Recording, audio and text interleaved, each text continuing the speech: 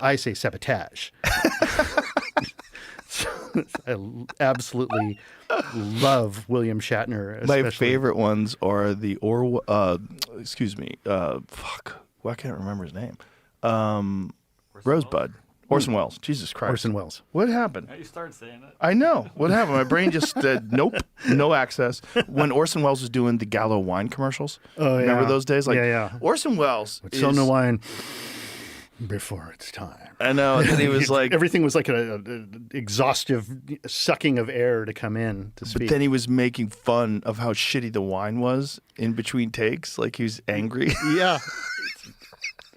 There is a CD that you can get. I can't remember what it's called, but I have them at home. And it's like all these radio things like that, where just when celebrities, lose it on while doing voiceover and ADR, it's hilarious. Orson Welles is a crazy story, right? Because when he made that movie, when he made Citizen Kane, which was about William Randolph Hearst, William Randolph Hearst essentially shut down one of the most talented guys alive at the time, shut down his career. Yeah, because the movie was kind of an insult about, the whole thing about Rosebud is that's the name of his girlfriend's clitoris.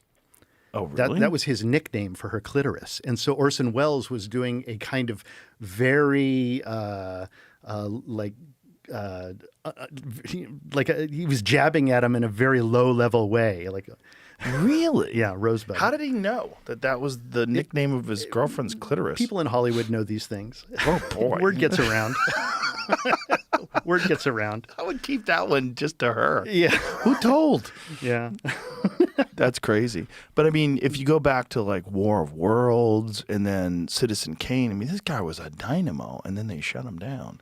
Well, yeah. And he was doing things that nobody else would do. It's like, he's like, oh, I want the camera down here, like on the phone. Well, we can't get the camera lens down that low. What you're talking about is impossible to do. And so he would just grab a pickaxe and just start chopping away at the studio concrete and dig a hole in the ground so you can put the camera down that low. Oh, really? Yeah, he was obsessed with getting a vision on screen that was, even today, is so advanced. There's a shot in the very beginning when young Kane is like a little kid and he's out there playing with Rosebud. He's out there playing with the sled in the snow.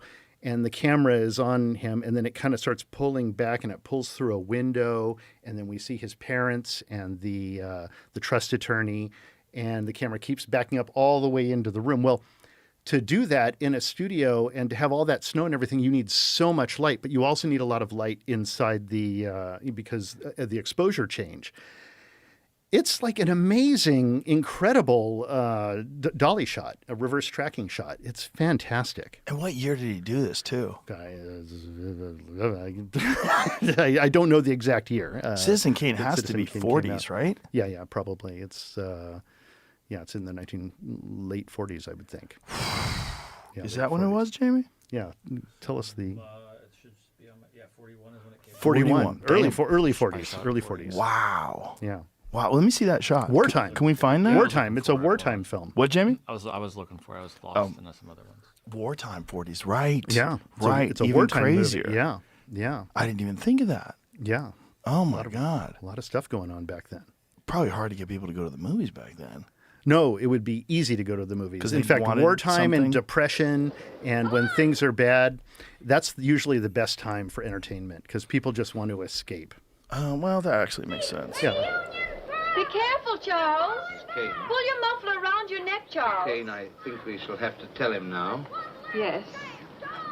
I'll sign those papers now, Mr. Thatcher. You people seem to forget that I'm the boy's father. It's going to be done exactly the way I've told Mr. Thatcher. There ain't nothing wrong with Colorado. I don't see why we can't raise our own son just because we come into some money. If I want, I can go to court. A father has a right to. A boarder that beats his bill and leaves worthless stock behind. That property is just as much my property as anybody's, now that it's valuable. And if Fred Graves had any idea all this was going to happen, he'd have made out those certificates in both our names. However, they were made out in Mrs. Kane's name. So in order to maintain that background exposure of the little kid in the window and the foreground, what you're not knowing is how much light they're using on the interior part in order to create that balance between the two. with the film stocks back then. And the other thing is that table gets flown in. Like they move that table into the shot because it's in the way of the camera move. Wow. And so there's all sorts of like, mathematics going on in the creation of this shot. And most people would just, be like, oh, just, shoot the kid outside and then cut inside, just do it like that. But, Wells was, he was thinking on a complete other level. It's just, we got robbed of so many films. If you really think about it, what he could have made. Yes and no. My favorite film of his is Touch of Evil. And there's this amazing shot with Charlton Heston where he's playing a Mexican and he's got like this like pencil thin, mustache. Like Chuck Heston as a Mexican is fantastic. And then everybody's so sweaty in the movie and it takes place in Mexico, but it's shot in Venice, California. And so the whole opening, which is this setting of a bomb in the trunk of a car, and then, here's the opening shot, and you can tell that it's actually downtown Venice. And this is supposed to be Mexico? Yeah, this is supposed to be like a border town in Mexico. I don't know if it's Tijuana or some other border town. But he does this amazing single shot. Wow. And which back then, this is really hard to do. And this is kind of it's Charlton Heston essentially saying, I believe in Orson Welles and his vision. This is crazy. That's downtown Venice. The beach is just beyond that. Ah, wow. God, what year is this? Or actually, I'm this? sorry, the beach might be behind us. What year was this? 58. Yeah, 1958. Wow. It's an incredible shot. And this is incredibly difficult to do as well because you've got a crane. And now you're on following a car. the people. Now you're following the people, and there's Charlton Heston with his mustache. And we know as an audience that there's a bomb in that car, but he doesn't know. Wow. And so, he's still, Just the fact that this is all one shot is crazy. And for back then, it's a big deal. Back then, the camera that you're using isn't just some little handy cam or something like that now, an iPhone. It's a Mitchell BNCR, which is it takes 4 guys to move that camera. It's made out of cast iron. It's a giant camera with a blimp. And a blimp? A blimp is a soundproofing device. So you have the camera, and then you've got to build a giant encasing for the camera. Because it makes so much noise? You don't want to hear that. Oh, what did that look like? I have one in my home. It's of course you do.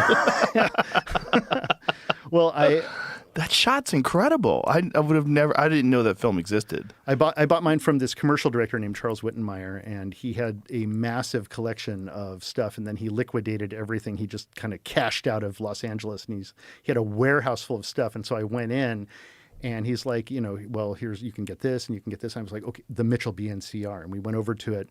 And he's like, this Mitchell BNCR was used, to shoot The Godfather.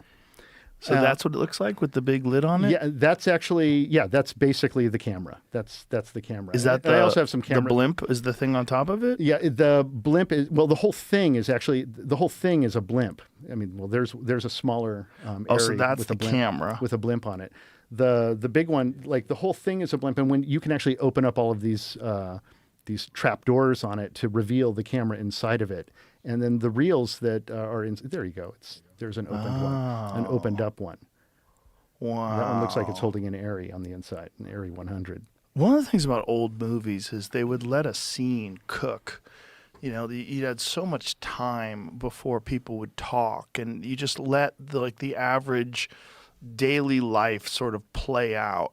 Yeah. And it set the tone for the film, and now it's like built for Netflix. Well, yeah. Well, now you have a white paper that Netflix gives you, and that I think was it Ben Affleck that was talking about it. How you've got to have a beat in the beginning, and you've got to have this and this and this and regular things. And, there was this book by Sid Field, which was a screenwriting book that.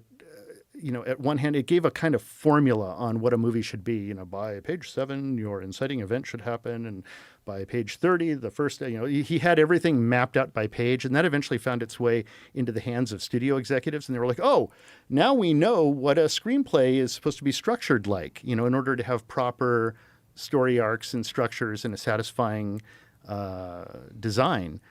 And that's just the next iteration is Netflix giving you a white paper saying you have to shoot with these cameras, you have to process at these labs, you have to have, tech specs that are within this range. And that's now extending to story because they've analytically looked at what audiences are, able to process now, which is less and less, probably because of the COVID shot, completely frying their pineal glands so they can no longer pay attention to anything. And then on top of that, the mind control device of cell phones.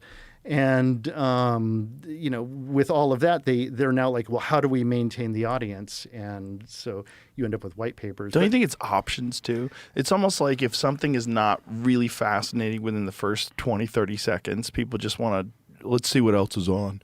They just want to keep searching. Well, there is that. I mean, there's something magical about being in a movie theater. It's, you're in this congregation. Yeah. Quentin always talks about how, movies are my church. Well, it is a congregation, and you're sitting in the dark next to someone you don't even know. They might have completely different ideologies, race, creed, color, like everything is different about them. And yet you're sitting in the dark next to them, having this ecstatic dream, this waking dream, sitting like insects, looking at the flicker on the screen. And you're sharing this kind of experience that you're physically trapped in. You don't get up and leave the theater, and well, you might if you have to go to the bathroom or get some popcorn or something, but they'll even bring that to you now. You're having this kind of ecstatic experience, absorbing the movie with someone you don't know, and you're sharing your bodily electricity with them. And I think this kind of this is the magic that they often talk about of movies. It's not necessarily the movie itself on screen. It's the shared experience of being next to people. Yeah. And there is a kind of unseen electricity between people Absolutely. that unifies us. And I think that there are dark forces in the universe that are attempting to divide people up and to take that away, to take away that congregation. Do you really think that that's by design, or you think that's just a natural function of streaming and televisions and phones and having access to things instantaneously? I personally think that streaming was by design to eliminate residuals. By design, but isn't it just a function of new technology emerging? You notice that like all of Napster? the executives, well, yeah, part of it is technology, but technology gets pushed and brought to the forefront for specific reasons. And, digital cinema hasn't been the greatest thing for the creative process. And I think we see that in the works that we're looking at. If you watch stuff on Netflix and whatnot, we can see that it doesn't have the same power and impact. And also, when you were making a movie, when you were making a film, on film, it was like every time you turn on the camera, you're burning money. It's like every single frame is like 4 cents or whatever the calculation was. And so that was actually an expensive part of the process. And so, there was all this preparation to get everything ready. Like, we want to get all of the props in place, right before we shoot. And the actors are in their trailer and they're figuring out what they're going to do. And then you're on your way to set and people are like, hey, I'll see you in the moment. And what they mean by that is when the cameras turn on and you actually hear that happening, suddenly everything pops into play. And suddenly you're performing in front of, what you're attempting to do is capture lightning in a bottle. And you don't even know that you have it right away. You ask your DP, like, do we have it? And it's like, oh, well, there was some dust in the frame or a hair in the frame. Let's get another one. You get another one. And then you hold that all in the dark, all that film, because you can't expose it, and you send it off to the lab. And then some alchemist at the lab, at the castle, puts it into a potion, and the next day what comes out are these like little stained glass windows, and you watch it and you realize what you caught, and you're like, we did it. We captured something. Okay, now everything is different. You show up on set and everything's digital, and you've got producers and network executives and broadcasters, and everybody's there, studio people in Video Village, and they set up like a little tent, and everybody's sitting there in their Canadian Goose jackets on high chairs, and they're looking at a big color-corrected monitor, and there's a guy doing color correction in a van, and they're basically watching an approximation of what it's going to look like in the end. And they're sitting there. Okay, on my first film, there was none of that. I had to stand next to the camera. We didn't even have video tap. Stand next to the camera and look at the actors and see, did the actors do what I wanted them to do? And now, they just turn on the camera, and it costs more money to stop the camera and to restart it again. So you just let it roll, and you're just like letting it go. And you're like, hey, the director now is like, hey, go back, start over, and smile this time. And then they redo it. And then the editor is now like having to take those takes and separate them in the editing room. And the actors are like, suddenly the moment is gone. In other words, it's vanished. It's is there a way to do both? I mean, is it the medium of film? I mean, it seems they're like different it's mediums. but it's the environment as mediums. well. You're describing an environmental thing, right? Well, Video Village, it's the executives. Well, yeah, and the problem is now suddenly you've got a chorus of people sitting there who are like, oh yeah, you got it. I saw he got it. Didn't he get it? Yeah, you got it. But you as the director still have to run back and forth to the camera and to the actors and everything, and you're like trying to keep it all in place. And look, it's neither is worse than the other. Right. They are both paint, but one is watercolor and one is oil paint. And those are opposingly different. If you were an oil artist during the British Renaissance of watercolor paint, where all of a sudden watercolor came out and everybody wanted watercolor, why would you try to make your, watercolor paint look like oil or vice versa? They're just completely different mediums. They're both paint, but they're different. And so digital has its advantages and its purposes. You can, because you can run like a long mag of video. I call it video. Everybody calls it digital cinema, but that was just to push it through. And actually the technology is different. With film, light travels through the glass. It travels through a gate. It exposes the silver and the acetate, and then you keep it all in the dark and send it away. With video, the light travels through the glass.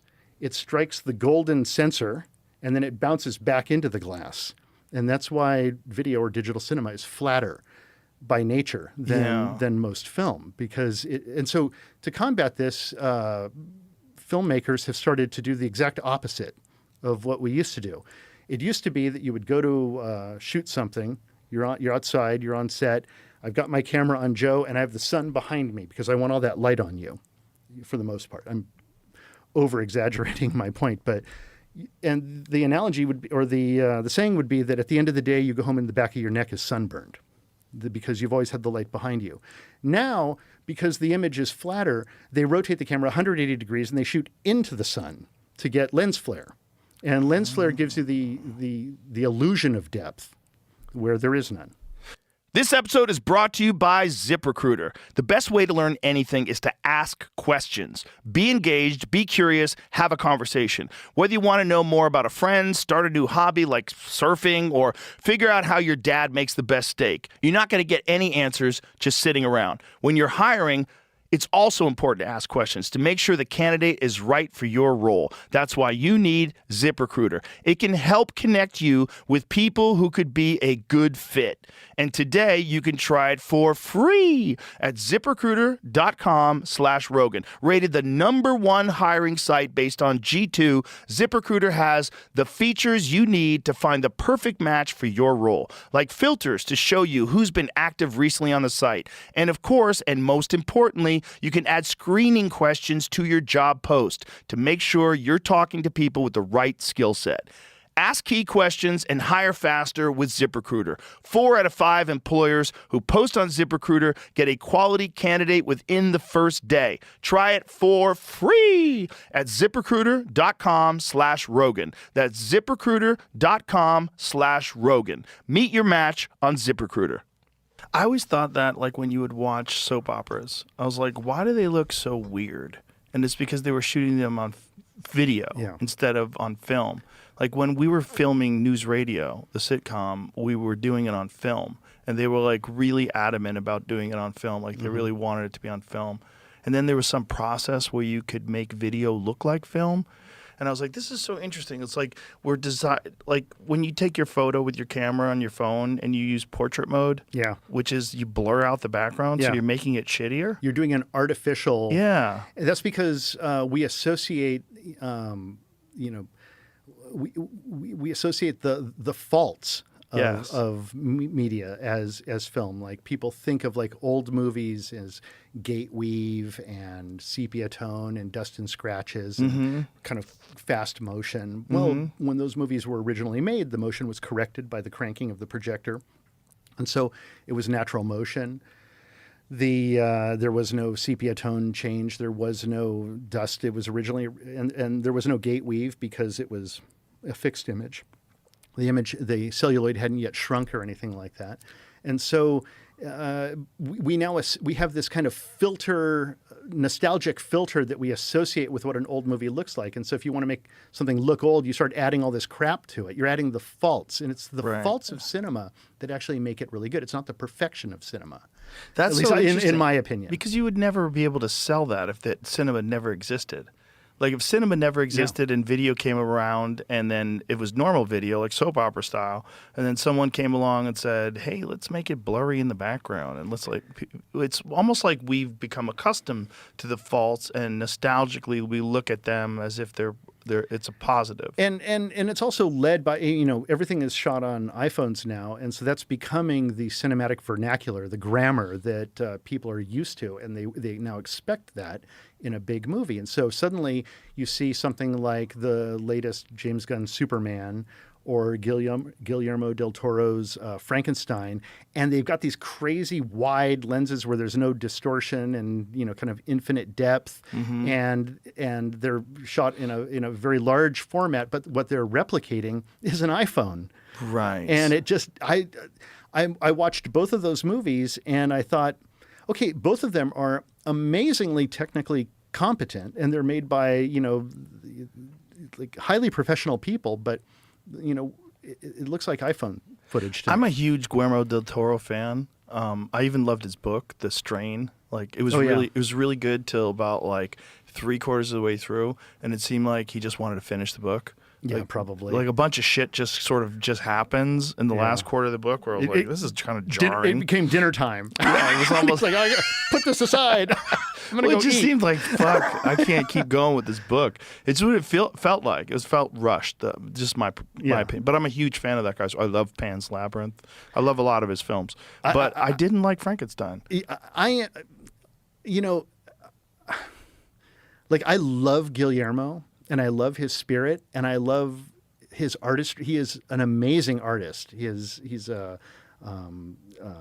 just literally as an artist. His sketchbooks are beautiful, and he brings a great amount of passion to his work. He brings that kind of Mexican passion to his work, and I adore him as a person. But to be perfectly honest, I'm not wild about his movies that much. You didn't like Pan's Labyrinth? I liked parts of it, but as a whole, it just kind of, I don't know what it is, about it, but I mean, Blade 2 is probably my favorite film of his because it's like the least of well, actually, it's quite a bit of him, but it's just the most accessible for me. I didn't know he did Blade 2. Which one was that Patton Oswalt was in, where he had the whole bit about Wesley Snipes, and then they replaced him with a cooler Wesley Snipes? I think that was 3. Yeah, it's probably Blade 3. I don't remember Blade 2. I don't remember Blade 2. Blade 1 was awesome, though. Yeah.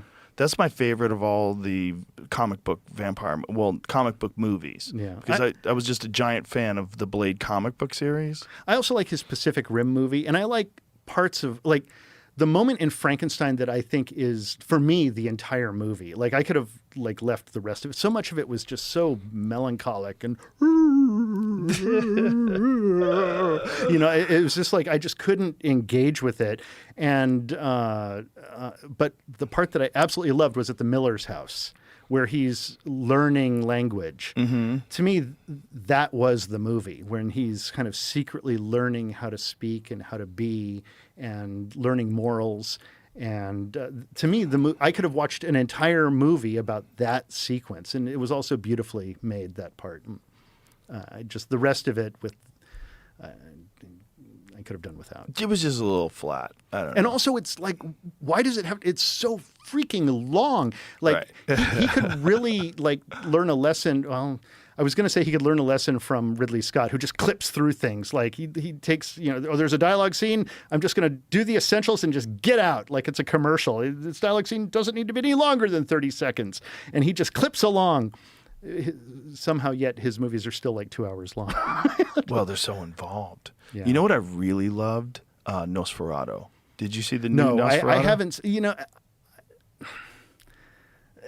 I don't want to sound like a persnickety guy, but I had to be in the right. I want you to be persnickety. I had to be in the right mood to engage with that movie because I like that guy's first movie, The Vivitch or The Witch. Mm-hmm. I never saw that. I heard it's great though. I love that film. I think that's a great movie, and he's like a production designer. He's doing a werewolf movie right now. Yeah, of course he is. Of course he is. I love a good werewolf I movie. did not like his Moby Dickish Lighthouse movie. I didn't see that. And that was the Willem Dafoe. Yeah, the and Willem Robert Dafoe Pattinson one. It was just garish and kind of, I felt like lost its way halfway through. And and then this latest one, Nosferatu. Look, I am a Werner Herzog nut, and so I adore Werner Herzog, and I love his Nosferatu. So for me to watch this guy's version of that, which one? I have to be in the right mood. I have to be in the right mood. I just wasn't yet in the right mood to accept. Which one is Werner's? Who plays Nosferatu? Oh, Klaus, the incomparable Klaus Kinski. And I know I've seen it. I mean, the thing about Werner Herzog, when he made his Nosferatu, the Murnau movie, which is the original Nosferatu, the very first one with Max Schreck. Yeah. I saw it at the library when I was exactly 10 years old. So the thing about Werner Herzog as a filmmaker is that most filmmakers have their forefathers that they can look back to. They can, they have a generation before them that they can kind of imprint on. And because of the brutality and tragedy of World War II, he had none. There were no German filmmakers that he could look to. And so he had to look to his grandfather, basically, which was Murnau, when he made it. And so his film is almost like haunted by the original. And then Werner Herzog grew up not using a telephone until he was in his teens. He'd never seen a telephone before. He had grown up in Upper Bavaria in the mountains. And, so he comes his film is almost displaced in time. It's like skipped a generation. And he does things like, he'll show two actors in the most emotional part of the movie when Mina and Jonathan Harker are, at the beach and they're basically saying goodbye. And normally in a Hollywood film, they would cut to a close-up so that we could see the tears. We would cut to that close-up. But because his film is, because he's displaced in time, he stays back. He doesn't even bother shooting a close-up. To him, it's more melancholic to show them just isolated as figures, in a wide shot. And it truly is. And so his film is super powerful that way. And then you have Klaus Kinski, who is, the madman actor of German cinema, and who is, who was like, there's a documentary called My Best Fiend, which is about the relationship between Herzog and Kinski. And there's an amazing scene in the beginning of that where Werner Herzog visits the apartment that he rented in, I think it was in Berlin, that where he was first becoming a filmmaker and where he first met Klaus Kinski. And he goes there and it's now occupied by these two, just very conservative, this German couple. And he starts going through the house and saying, oh, yes, here, this is where Klaus, went crazy and he started smashing it and shitting on the walls. And because he was an insane guy. He was his whole thing was about provocation. And so he brings a kind of crazy vampire. It feels like a real vampire. I remember it now, but I haven't seen it forever. What year was that? You mean the Kinski one? Yes. I think it was in the 70s, so I'm thinking it was like 78 or 79, maybe even earlier. I know I've seen all of the Nosferatus. Let me see. Give me a. I will a eventually clip see from this Werner new. Herzog's I will eventually Nosferatu. see this new one. It's fucking good, Yeah. man. It's good. The dude who plays the vampire, what's his name? The guy who played the clown in It. Bill Skarsgård. Oh yeah, Bill Skarsgård. He's Yeah. so good. Well, He's so good. So is this the scene when he meets the vampire? I don't know. I just clicked on it. yeah, this. Oh, he cuts. Well, his this is fi- yeah, This is yeah, it. this Yeah. is. I mean, that's. I mean, Kinski brings just an amazing, deep empathy. It could give you blood poisoning. Oh, this is the English version. Please, let me do it. It's the oldest remedy in the world. Oh, forget it. It's hardly worth mentioning. Just a little cut.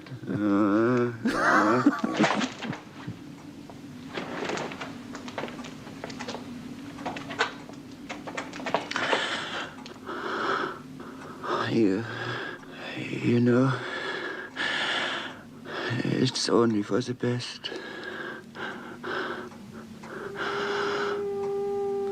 The original German. In German, yeah, it's incredible. That's so And, awesome. and that's probably Kinski, like, you know, they're supposed to cut, and Kinski just keeps going. Look at him. Yeah, I mean, Bruno Ganz, I think it's Bruno Ganz, is probably terrified in real life because he doesn't know. Kinski's crazy enough where he'll bite him. Right.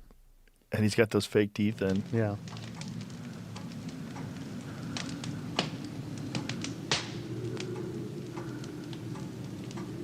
Let's sit up for a while. All right, show me a clip from the new one. You got to see the new Nosferatu. I mean, I had never There's- seen a vampire like that, and then I think Salem's Lot was made after the TV movie. Yeah, Salem's Lot was super similar to it. Yeah. There's a scene when he meets the guy at the castle. I did see one scene from this online with Lily Rose Depp This is it. reacting to something which was like very compelling. Go full screen to this. This is when he makes it into the castle. It's really dark, man. He did a fantastic job of like capturing the creepiness of it and also the surreal aspect of him being under the trance of this vampire. You recognize that reality is all fucked up and skewed. Like time passes very quickly. It doesn't make sense.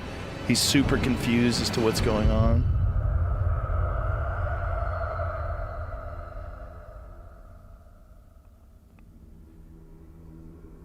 I mean, I have to say, this movie feels haunted by the Herzog version as Herzog was haunted by the Murnau version. As if it's a for you. continuation. For Right. me. It would be Yeah. like, I encourage anybody to like enjoy all three of them, I guess. Yeah, I wonder if he was haunted by that or if I wonder if he was haunted by the original.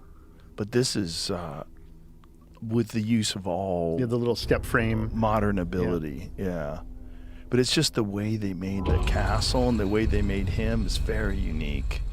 There's so many aspects of it that I thought were very unique. Even the way the vampire feeds on people is unique. This guy he's a very, very, very good filmmaker. I just, You are late.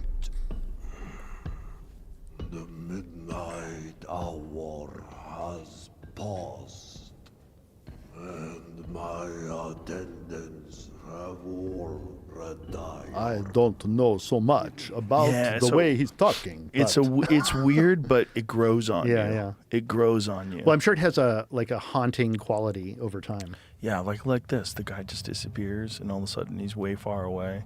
There's a lot of that in this movie. So the scene when they get him to sign papers, when he's get up to that.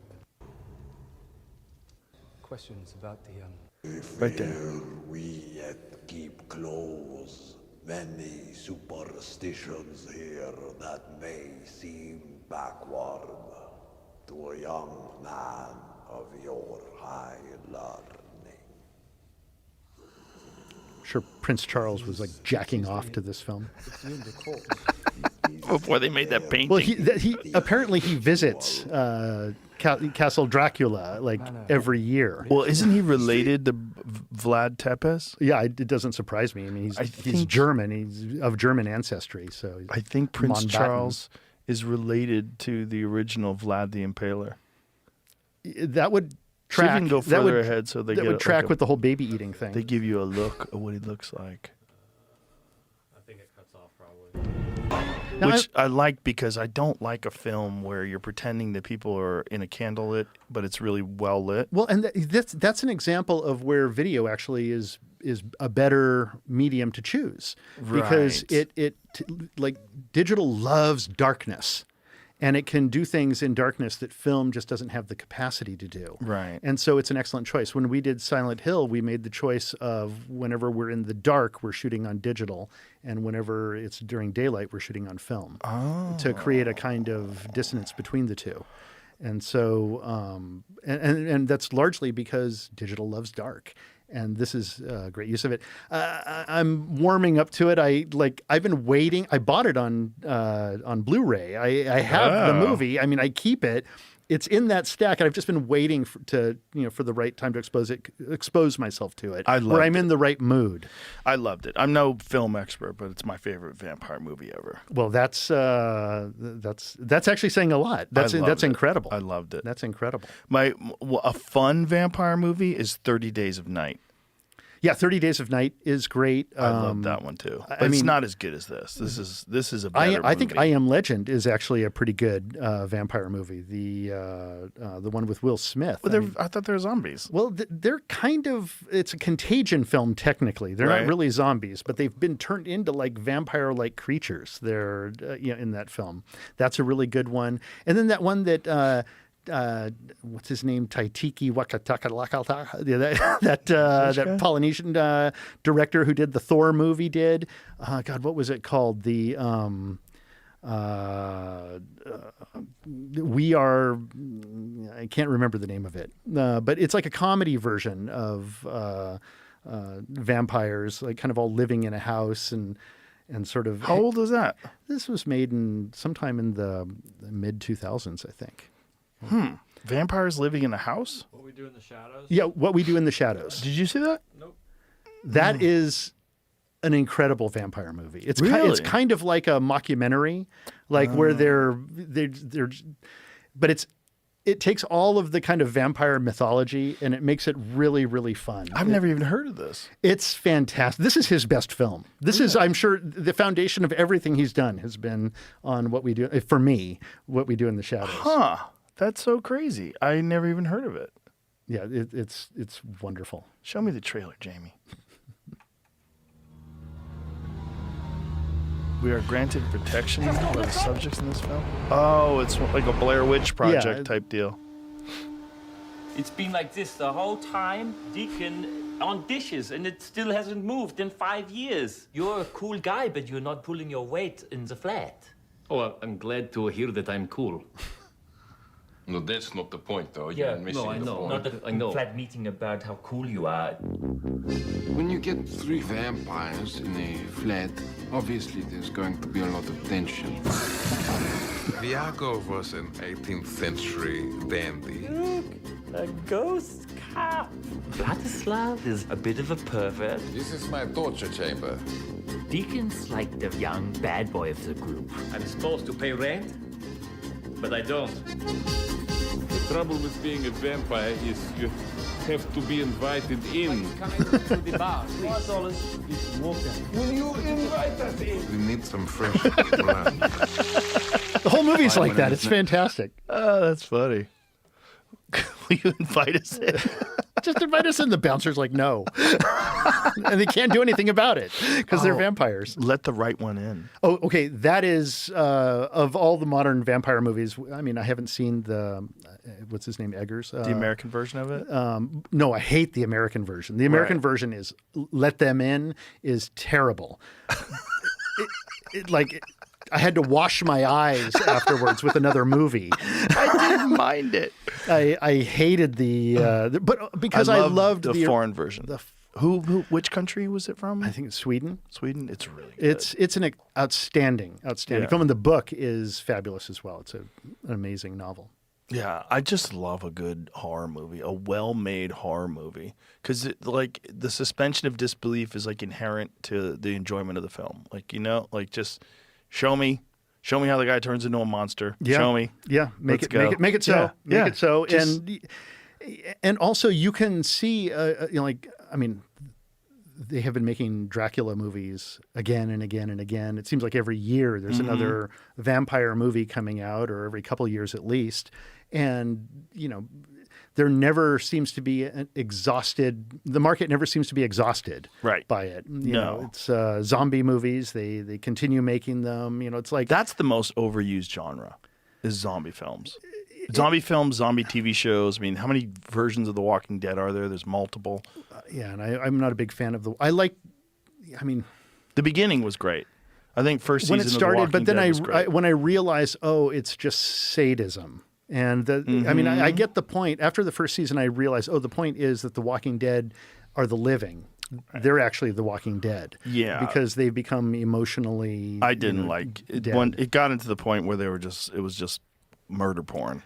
Yeah, and that, I think I even talked about this before, that that's a real problem with television, is that they're just trying to get the serotonin levels spiked by killing someone that you care about. Mm-hmm. And real television you return because you love the characters and you want to return to it. Well, sometimes it's done well. Like Game of Thrones did a fantastic job of doing that. But even that kind of lost its way after a while. I mean, they actually had like 8 seasons. I'm rewatching it right now. We're actually on season 3 right now. It's fucking great.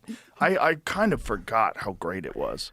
But when you get to binge it and you don't have to wait, like there was years in between seasons because it took so long to produce. Have you seen the Pendragon cycle, the Rise of the Merlin?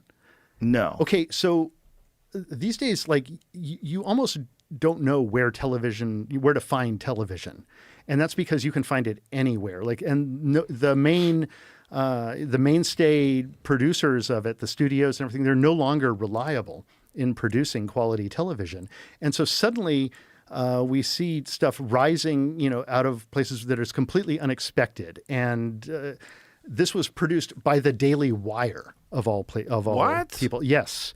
And the CEO of the Daily Wire directed it. This guy, Jeremy Boring. Yeah. I hope I'm not mispronouncing his name. His name is Boring. But and this is good? Okay, this is better than I have a very high watermark for Arthurian mythology. To me, Excalibur is the high watermark. And this really went there. I had a chip on my shoulder when I started watching this. I was like, okay, this is very unlikely that I'm going to enjoy this production. But they did it for a micro budget, effectively. They made something that is absolutely kind of reinvents the mythology, and they do it like proper television, where you kind of love the characters, and they weave an entire reality and universe that is just fantastic. And it's done for for very, very little.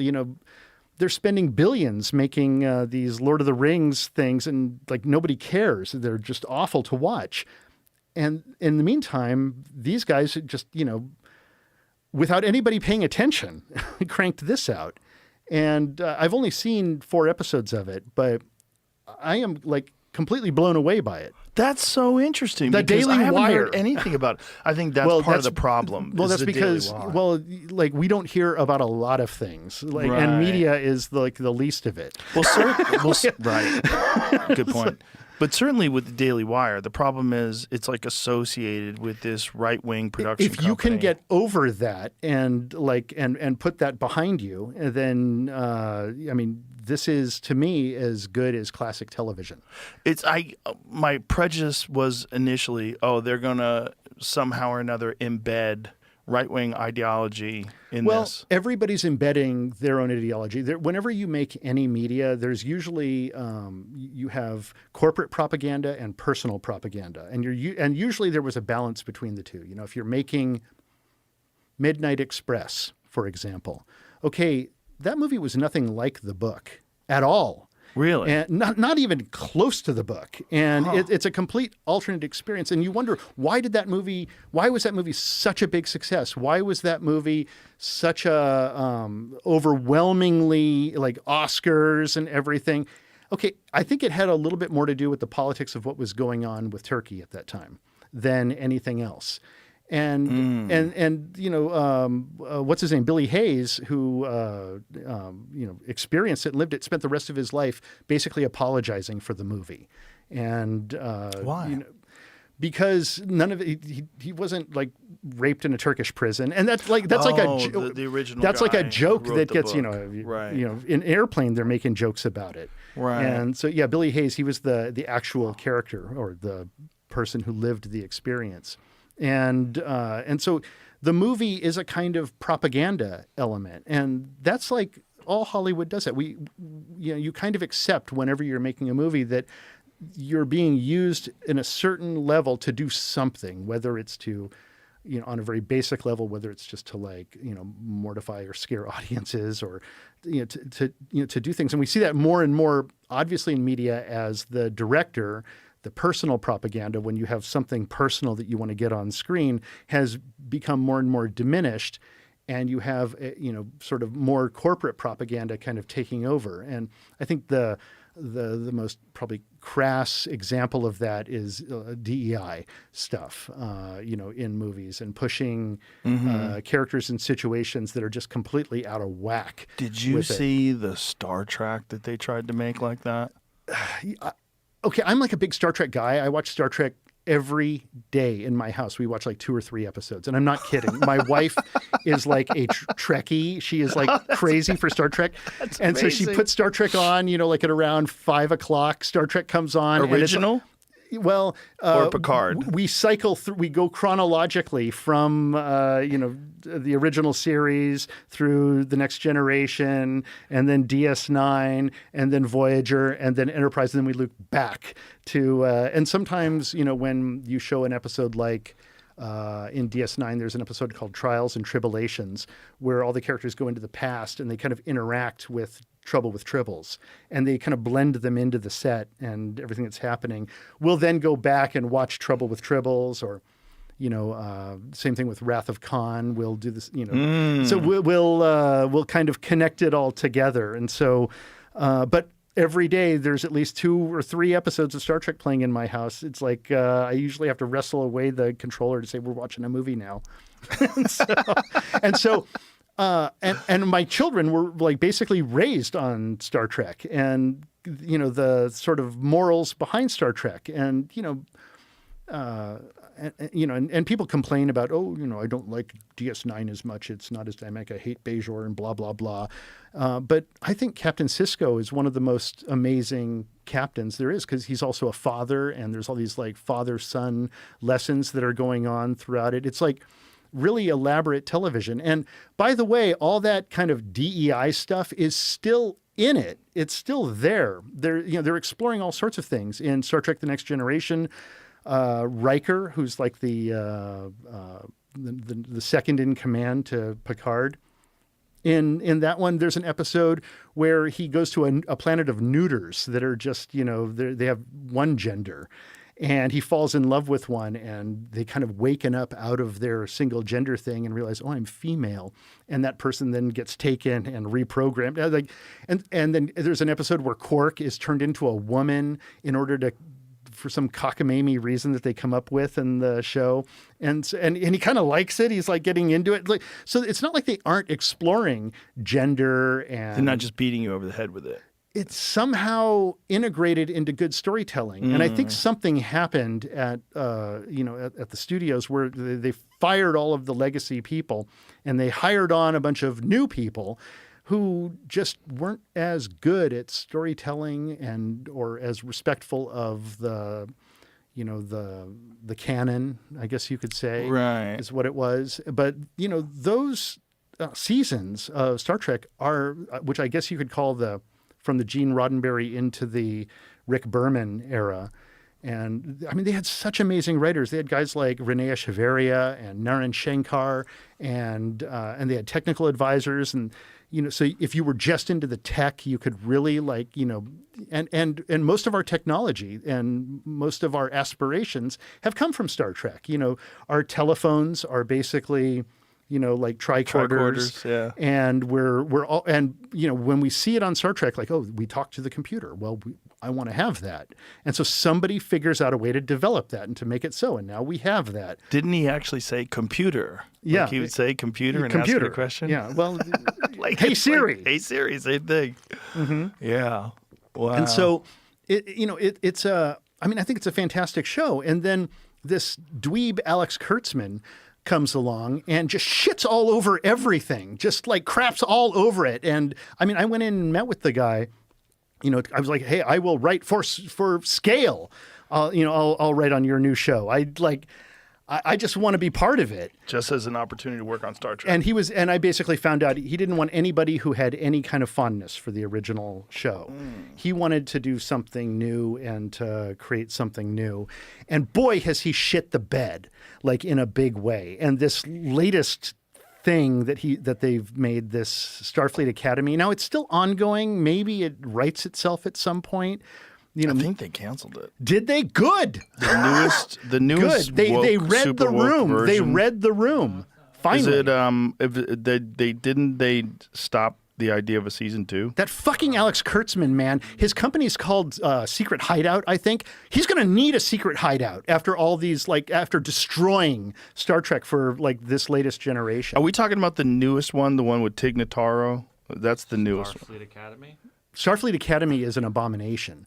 Is that what you're talking about? I could not get. Yes, I could not get through 3 episodes of Discovery, and I mean they're just like it is just awful storytelling. Well, it's also clunky dialogue and bad acting, just horrible. And they're more interested in the corporate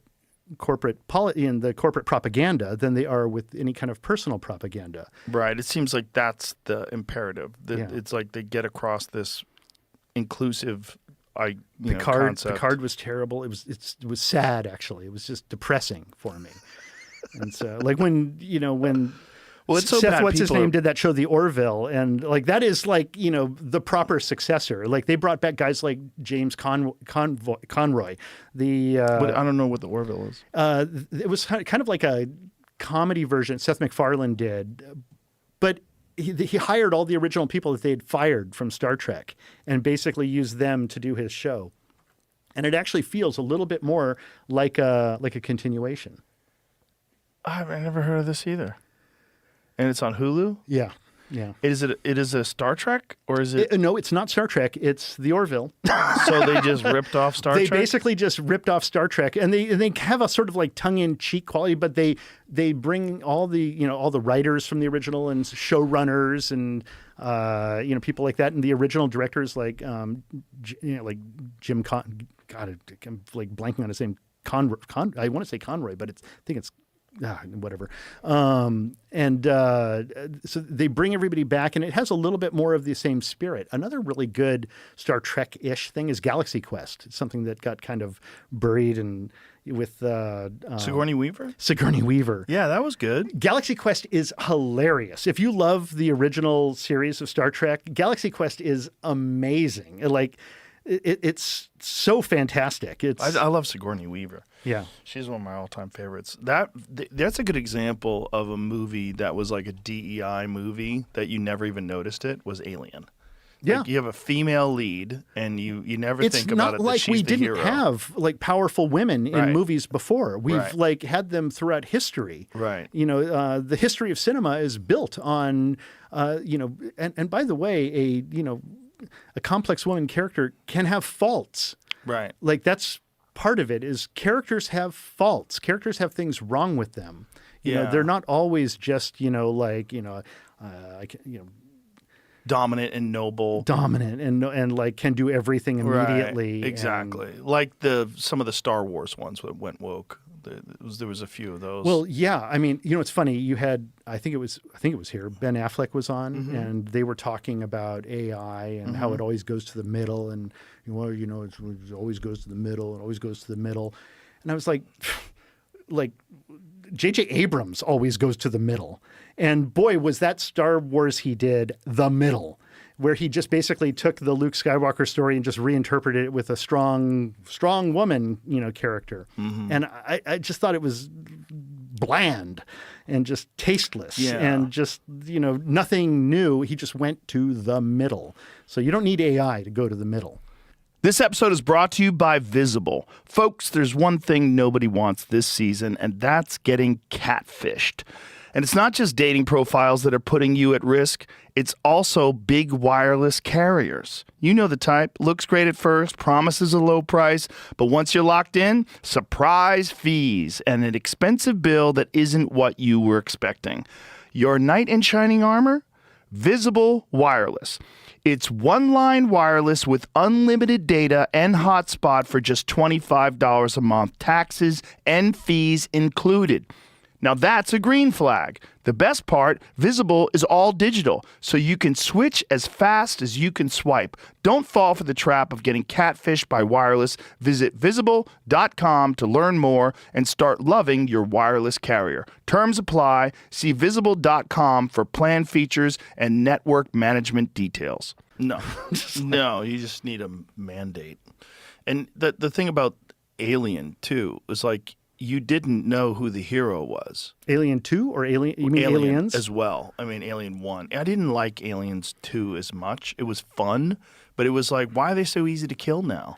Why are they so obvious? Well, they were, Space Marines, and Marines are tough. Marines are badass, and Marines can but the first Alien, but those aliens, they still overwhelmed them. I know, but the first Alien was clever. He was hiding. He would sneak around. He would jump. You didn't get to see much of it, and that was also cool, too, because it kind of captured you with the suspense. It's one of the best movies ever made. Ever. And it's a 1979 movie, too, which is crazy. People don't even know how old it is. What's funny, I recently went back and started watching all the Ridley Scott movies I hadn't seen. There's a ton of them that I just, kind of missed along the way. And I started off with...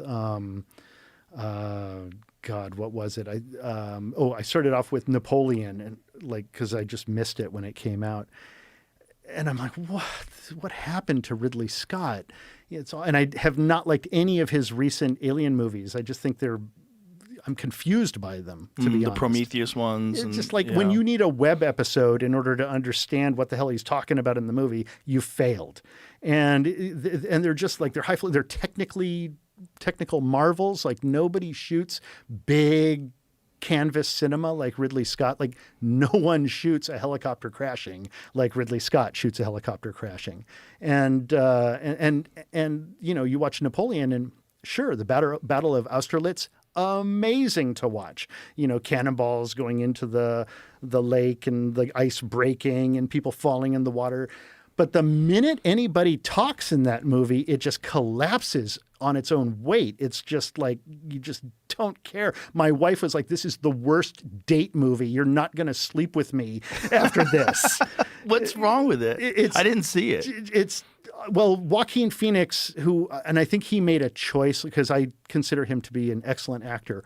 But in this movie, I think he made a choice to just play it like, contemporary, like he just kind of talks. Everybody else is doing sort of a British or Frenchish accent. Like, they're all kind of pretending that they're in a period piece, but not Joaquin Phoenix. He just plays it like he just, walked off Hollywood Boulevard. Really? And just like the battle scene, there's no passion in any of his performance. It's kind of this weird, dead performance. And so he did it on purpose to portray like a sociopath. I think he came on. He was like, I am going to do whatever I want to do the way Napoleon would, and I'm not going to try. I'm a Corsican, and I'm going to be an outsider to all of these other people who were. I think there was an intellectual idea behind what he did, and it completely failed. And so I'm like, okay, I adore watching Ridley Scott do these big scenes, but what a terrible movie. And like, failure. And then so then after that, I'm like, okay, let's watch something else. Well, he did Exodus. I've never seen that. Gods and Kings with Christian Bale. Same thing. It's like you start watching that movie, and there's some interesting things in the film. He's got like chariot battles and, archers shooting things. And like, whenever he's doing that, like Ridley Scott's like, oh, this is my day on set. And he's got a cigar and 20 cameras, put cameras everywhere. And he's like, shoot from every angle. And he's like a great general, shooting. But the minute anybody talks, that movie falls apart. And actually, I don't know how to say this, but that movie almost did its best to turn me on the Jews. Like I'm watching it and I'm like, this is like, first of all, is anybody even Jewish making this? Like, it seems like nobody involved in it was Jewish. And like, they start like, How is that even possible? Well, Moses as a character, when he's an Egyptian, when he's like the adopted Egyptian brother, I'm like totally with him for some reason. And then he becomes Moses after getting like hit in the head with a rock. And all of a sudden he's, he's like a lunatic, and like you're like everybody's following him, like he's distasteful all of a sudden, but every now and then they would show a battle scene, and it's like okay, I can like Ridley Scott's doing his thing again, but like, and who's also really good in it is God, I can't remember, Joel Edgerton, who plays Ramses. It's really funny because Joel Edgerton is, usually you imagine Egyptians when they're cast as being kind of tall and, sort of noble looking and everything. He's kind of like this butch, like sort of tough, wide-bodied butch Ramses, like just kind of like a tough Ramses. And every now and then his Australian accent comes out. And so he's like, oh, he's like an Australian Ramses. And John Turturro plays his father, a bald, I'm like, is that John Turturro? Like, what a crazy choice this is. And so there were all sorts of like interesting things going on in the movie. But again, I was like, oh, this is awful. Is it impossible for you to watch a movie without just becoming hypercritical about all these different aspects, like how I would do it, what I don't like? Yes and no. So the next Ridley Scott movie I watched, which I stayed away from, and with great apologies to Matt Damon and Ben Affleck, was The Last Duel. And I just kind of avoided it. I was doing other things at the time, and the poster looked awful, and I was like, I'm not going to go see that. And then I put it on after watching these other two, and I was like, okay, well, here we go. Let's go again. And lo and behold, one of the best films of the century, in my opinion. Really? Absolutely. First of all, those guys know how to write a script. And I know that they wrote it with Nicole Hofstadter or whatever her name is. And look at Ben Affleck. Like when I saw him blonde, I was like, that's one of the reasons it kept me away from it. But he's hilarious in the movie. He's a genius in the film. I never even heard about this movie. I was gripped by this film. And this is a great date movie. Like this, my wife got turned on after this film. Believe it or not. That's hilarious. I don't know anything about this. And Adam movie. Driver is magnificent, and like this relationship that these two guys have, and it's kind of a Rashomon story, meaning that like Akira Kurosawa's Rashomon, which was 3 stories that are all sort of the same event told from different perspectives. And Matt Damon is like a revelation. And this movie says so much about Hollywood. Like when I watched this, I was like, okay, I'm Matt Damon and Quentin is Adam Driver for sure. Like Adam Driver totally knows how to like, you learn about Hollywood in this film, and I'm sure they're writing it like knowing about Hollywood, that the way to really get along in court is to join the orgies. To be in the orgy with everybody is like how you get along. It's like we all fuck together, and that's how we do it. But Matt Damon, who by all accounts in this is a great, he's a fighter. He's a great knight. He's true in his heart. But he's just like a pill to hang out with, and he doesn't go to the orgies. And because of that, he's just kind of marginalized. And the whole movie plays off of this friendship that just kind of goes awry, where jealousy comes into play, and it's ruinous to everything until they're finally fighting in the very end. And this is where Ridley Scott just does what he does, which is he has this insane fight between these two guys, which like was just. Every blow was painful to look at. And this, to me, was the best Ridley Scott movie I've seen of the century. I mean, I guess Black Hawk Down. I also very much like Gladiator, although Gladiator 2, I throw that in. I never saw that. Throw that in with Exodus, Gods and Monsters. It was actually boring to watch. I loved Gladiator 1, though. Gladiator 1 is magnificent. It had some kind of secret sauce in it that was fantastic. And Gladiator 2, it just kind of goes through the paces. It's just kind of everybody shows up. Speaking of showing up, when Sigourney Weaver shows up in Exodus, Gods and Monsters, she's not even trying at all. She knows that she's there for a paycheck. Like, she just shows up and she's just like, does not put on an accent of any kind. She just shows up and just speaks the lines, and then I'm out of here. I'm going into Morocco or whatever, into town. I'm going to go party for a while.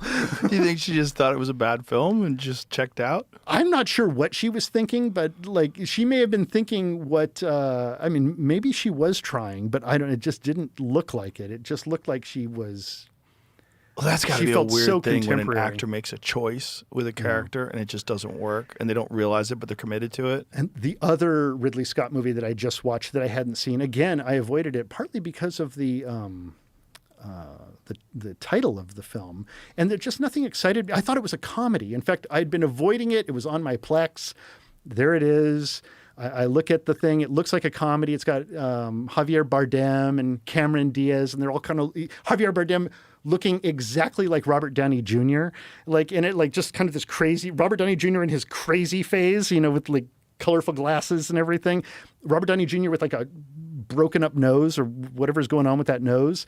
And okay, so I put on The Counselor, and this movie. So looking at that, I thought this was a comedy. I thought, it's going to be totally like a romantic comedy. This movie, after I saw it, I was like, I feel like I've seen too much. I feel like I know too much now about the world. Like it's made like right before. And I think this movie was kind of a disaster for Ridley Scott, and he, had to recover from it probably because of the failure of it. But I never even heard of it. It's written by Cormac McCarthy, and so it is dark. And it is an analysis of how power works in the modern world, which is basically a giant cartel. The cartel runs everything, and you cannot escape the cartel. And it is such a I think that's such a spectacular movie. I loved it. When did that come out? Like 2014, I think. 2013. 2013. Did you ever hear of it, Jamie? I don't think so. There's too much content. Well, there's too much content, and yet Ridley Scott, and he's cranking out movies like every year. He's doing a movie. It's like just knocking him back. He's constantly making films, and so that was why I hadn't. And so finally, I was like, well, I got to catch up on some Ridley Scott. And Quentin had been talking about Black Hawk Down and how much he loved it and how he thought it was the best film of the century. And he's largely correct. That's not a bad. I could have done without the UNICEF commercial at the very beginning, where it's just like, a little UNICEF commercial about people starving in Africa and Somalia. But the rest of the movie is just insanely beautiful. And so I wanted to check out all the movies I hadn't seen of his. And so that's why I started researching them and looking them up again. And like The Counselor, how did that fall through the cracks? And it gets terrible reviews. Like, people hated the film, apparently. And what's the criticism? People, like, I think they were just like, we don't believe it. They just don't believe that that's what the world is like. And, I found the film to be like... Do you think that's just because of the time period it was released? Yeah, I think there was more innocent. I think Ridley Scott knows things and Cormac McCarthy know things about the world that they put on film before everything was known. Like, I think if that movie was released today, people would be like, yeah, that's what's happening today. Yeah. And so, they're putting people in sulfuric acid into milk, into drums. What the fuck? And shipping them around the world, as a joke. That's in the film? Yeah, there's all sorts. Did you see the thing in the Epstein files? Oh yeah, like those ordered... Epstein files. In fact, I can't believe that. Like, everybody just kind of like, okay, and they're moving on with their lives. Did you see that guy at the Atlanta airport flipping out, the well-dressed black dude who just freaks out in the Atlanta just like a couple of days ago? I saw it on YouTube, and I saw it on Twitter or X, and this guy's just freaking out in the Atlanta airport. He's like, I read the Epstein files. Like, all of you're going about your lives like nothing's happening. Look, you're all zombies. And he's right. It's like Invasion of the Body Snatchers. Everybody is just numb to everything. Like, dudes, we had a global pandemic, aliens, all these like revelations. People are, eating babies. This is the guy? Files have been released, and all of y'all are acting normal. All of y'all. And there's a longer version of that where he's basically like, you're all acting like nothing's happening. Like, what the fuck? You're all just pretending you're just drones going on in your normal lives. People are waiting for a condensed version that lays out all the facts. It's the people that are like really interested in reading all the emails. I think the Luciferians cast a spell on the world. And, for real? Oh, absolutely. It's just like how vampires can't go into a house unless they're invited. They tell you, what's going on ahead of time. It's predictive programming. And once you say it out loud and you put it out there and make fun of it and do a little skit like Stephen Colbert did a little skit on his show where, oh, here's a baby. I'm going to take this baby and I'm going to give it to Moloch. And he goes into like a cloudy red, furnace and hands the baby over. And he's, oh, the baby's going to be fine. And they make a joke about it and the audience laughs. Okay, we're all now conditioned to it. We've all seen it. And by laughing at it, we're complicit. You think that's on purpose, that this is like some sort of a grand design to get us to be desensitized to the idea of demons eating babies? Yeah, for sure. Really? For sure. And who do you by think, the way, but nobody's doing anything about it. We know what's happening. But that has to take, there has to be a person or some group of people. Yeah, like about 8,500 people. Yeah. That are manipulating the Colbert Show? That are manipulating everything. It's all an illusion. Like, reality as we know it is fake. That's the revelation that guy is having. And he's looking around and he's like, it's like Invasion of the Body Snatchers. Well, the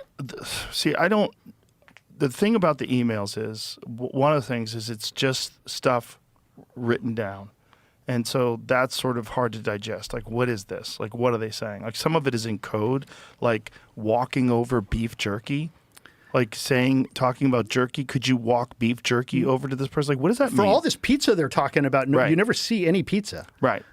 Yeah. They're ordering pizza. I'm going to get some grape soda. It's like with my cheese pizza. Yeah. And like there's all this coded language and everyone's like, oh, that's you just have pareola. You're just seeing things where you want to see them. No, there's clearly a code. Well, that was the thing about Pizzagate. It's absolutely a code, and in fact, mundus vult decipi, ergo decipiatur. It's a long-known concept, and so in Latin, mundus vult decipi means the world wants to be deceived. Ergo decipiatur. Therefore, it is. We want to be deceived. We don't want to believe the horrors that are actually behind the veil. Well, I think with the Epstein files, people are, because of these emails that have been released, people are just now starting to be aware of the bizarreness of the code and some of the things, like the facts. Like, let's just talk about the sulfuric acid. So this was like right after he was indicted in 2018. Yeah, I got to get rid of some bodies. Yeah. I gotta How much did dissolve up some bodies. What did it say he ordered? Like, let's like 8,000 gallons or maybe we can get our sponsor Perplexity to process this and give us a synopsis of what exactly happened, some sort of a breakdown. Because one of the things they're saying is like he was indicted. And then right after he's indicted, he orders how many gallons? 6 55-gallon containers full of sulfuric acid. Jesus Christ. Jesus Christ.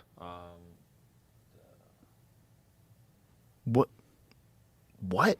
They're eating babies, man. Like that's you think so that you think is real. So well, yeah. Not only that, I think that there's sacrifices going on every day in Los Angeles.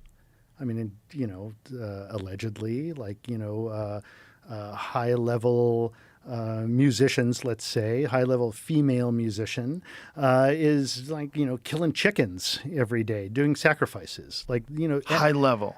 Well, I don't want to say. I don't want to say names because I don't want to get sued, and I don't want to be dead either. What does it rhyme like? Here's the purchase order. I started looking at the comments for some stuff. Not that this is the best answer, but a quick answer someone gives is that this could be for like a reverse osmosis water treatment system. It's true. He is on an island. He's on an island. I mean, there's enough pushback because mundus vult decipi, ergo decipiatur. You know, but like the timing of all of that, you know, where are the purchase orders for all of that sulfuric acid before then? Oh, no, I just want to put sulfuric acid into my swimming pool, muriatic acid. Well, that's the question. Was there orders for sulfuric acid before this? If they do have a water treatment plant, how does sulfuric acid play into water treatment? It says it here. It says it's commonly used. This explains it. I don't fucking know. Okay. It says RO plant, reverse osmosis seawater desalination facility. Sulfuric acid is commonly used in the maintenance of such facilities. Not everything you don't understand adds up to the worst possible thing it could be. Deception. Look, maybe they're all eating pizza and grape soda. Who is that guy that's How many this? billionaires do you know that sit down and eat lots of pizza and grape soda and ice cream? This is weird. There's a trial lawyer who's saying chicken. this.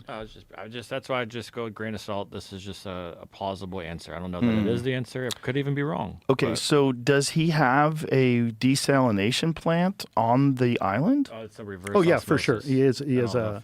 He had everything. He had a dump and like they had all sorts of stuff. So that's tunnels and. So they were using that. So they were taking seawater and converting it into fresh water for what? For irrigation or for drinking? For all the above? One similar email that he wrote to someone said that like around his island is like Damascus, and I'm like, what the fuck does that mean? He was like, you go explore buried shit around my island, or what? I mean, what else could he mean by that? Huh? What does that mean? I don't know. I mean, they say a lot of things, and they're not really coding it very much. Well, the code, it's glaringly obvious when they say pizza and when they say jerky. That's glaringly obvious. How do you walk jerky? Yeah. You know what I'm saying? And why do I need a chilled container to, a chilled bag or whatever they say? Jesus Christ. You know, and so you think they're eating babies? Oh, yeah. I absolutely believe that. You should get together with Kurt Metzger. You two would go crazy. I don't doubt it for a second. Well, I think this dates back like, a long time. This is Moloch worship. Oh, well, there was the other email that said, thank you for the torture video. I enjoyed the torture video. Yeah.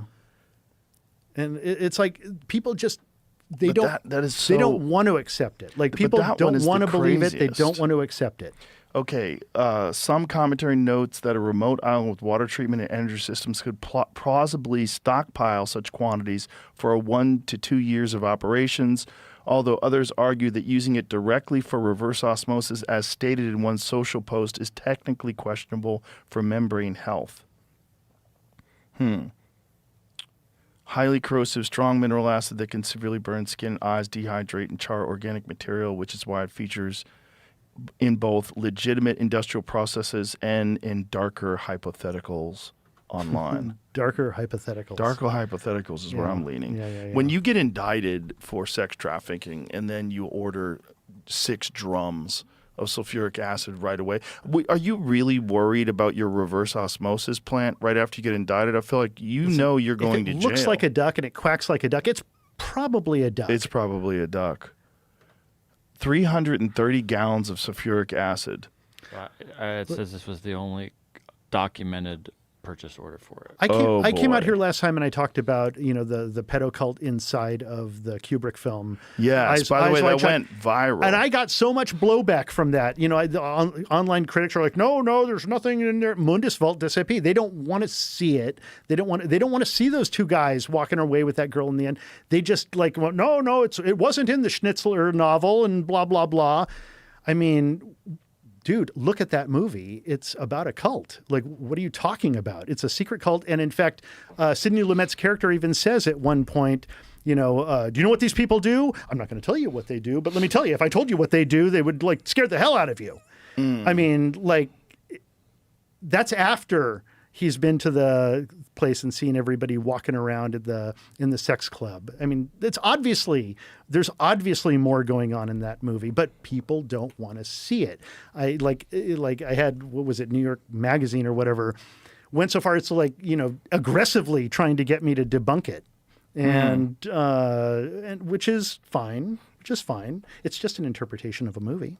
Right, but that interpretation resonated. I mean, that clip went very, very viral. Especially now, it's like people are like looking at it and they're like, well, you know, he was obviously saying something. Even if you extract that out of the movie, he's obviously saying something about people at high levels of power. Well, there's always been weird secret groups and rituals. Yeah. And it's one of the ways to ensure that you're confident. Why did they get shipped out of the country? Yeah, and that guy who owned the building, who bought it, who took out like the insurance policy, and then had Elliot Spitzer kind of push it through and force it through so that he could receive his billions in insurance claim and why money. Did he say and really, we made the decision they wanted to tear down that building, and it would have been too expensive to do, and all the asbestos and everything. So better to just destroy it. It's like, what was that building housing? Like Building 7. Well, Building 7 was housing all sorts of. It was an IRS. NSA. Yeah, it was right? NSA. And what was in Building 7? Well, let's find that out so we don't just. I think, but there was certainly some intelligence and data that was being collected in Building. The fact that no one wants to admit that building fell like a controlled demolition is really crazy. And again, I'm not saying it's a controlled demolition, but the fact that people want to say, no, it wasn't like a controlled demolition. Like, when was the last time you ever saw a fucking building collapse like that? Ever. Only controlled demolitions. Yeah. There's been many buildings that have been very badly damaged and lit on fire, but their frame remains. Reputable structural engineers have basically also proven the towers could not have fallen the way they fell without explosives, pre-planned explosives. Okay, here and it the is. people on the scene, the rescuers on the scene, the people who were there said, yeah, I heard explosion, boom, boom, boom, boom. And they're describing the sounds of controlled demolition.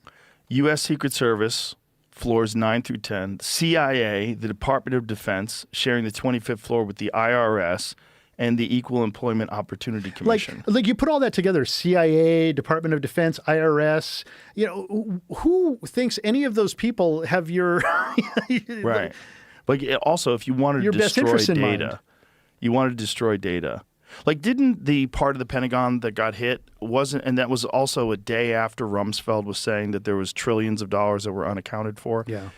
Didn't the accounting part of the Pentagon get hit by that air quotes plane? Yeah. Yeah, that plane that came in very... What's that, Jamie? On screen. Last sentence.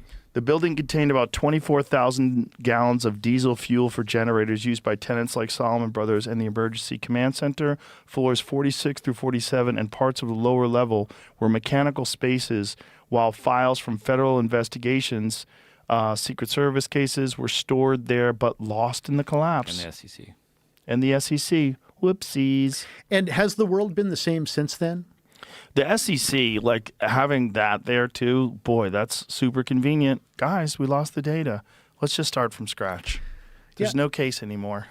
Whatever they were doing. And yet nobody wants to accept it. Nobody cares. What's actually. the video of it that is like really shocking? I had this really dumb guy on the podcast once that was a skeptic, a professional skeptic, and he was really angry with me for saying that it looked like a controlled demolition.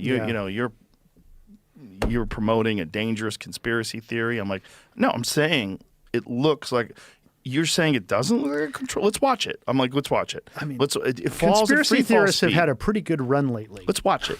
Let's watch Building 7 collapse because it's kind of kooky. Now, one thing that people do point out that is true is that the center, like there was a small structure at the top of the roof of Building 7 that collapses first, and it does it.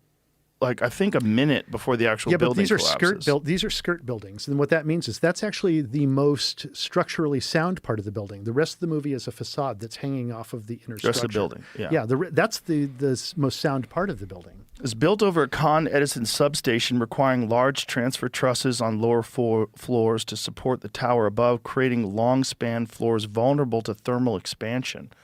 Long unsupported floor beams and girders up to 50 feet connected to critical interior columns like column 79 with shear studs that failed under fire-induced lateral loads rather than just gravity. It was the auto manual flip-flop. The exterior tube frame provided stiffness, but the open interior layout lacked redundancy to prevent fire-induced progressive collapse, with connections not designed for horizontal thermal forces. Okay. That's a cute way of saying that's why it fell at free fall speed and looks like a controlled demolition. Because if that was my building, I would say, give me my fucking money back. You made this shit-ass building. This building got lit on fire and just collapsed on itself. Let's watch it collapse. Because the way it collapses is so kooky. Because it really does it at free fall speed or close to it. It's strange. Like there's never been a building that looks that intact that falls like that. It's weird, man. I mean, it's fucking weird. Anybody that says it's not weird, look, this is how it happened. It's weird. Now, the planes hitting Tower 1 and Tower 2, okay, that makes maybe more sense to me. Does it? Yeah. Does it? Yeah, because it fell from the top down. Like it looks normal. It doesn't collapse into its base. Tower 7 collapses into its base. The way Tower 1 and Tower 2 But how about the testimony of people fell, saying they heard multiple pop, pop, pop, pop, pop explosions? Is that just girders snapping? It could be. Yeah. I mean, you got to think you have immense amounts of weight, and it is collapsing. So if it does collapse, the way it looks it's collapsing from the top down, it's not going to be silent. You're going to hear tremendous explosions when concrete hits the slabs below it. It's going to sound like explosions. Also, you have the fog of war, right? So you have these people that are involved in an extremely traumatic situation, and their memory is very fucked.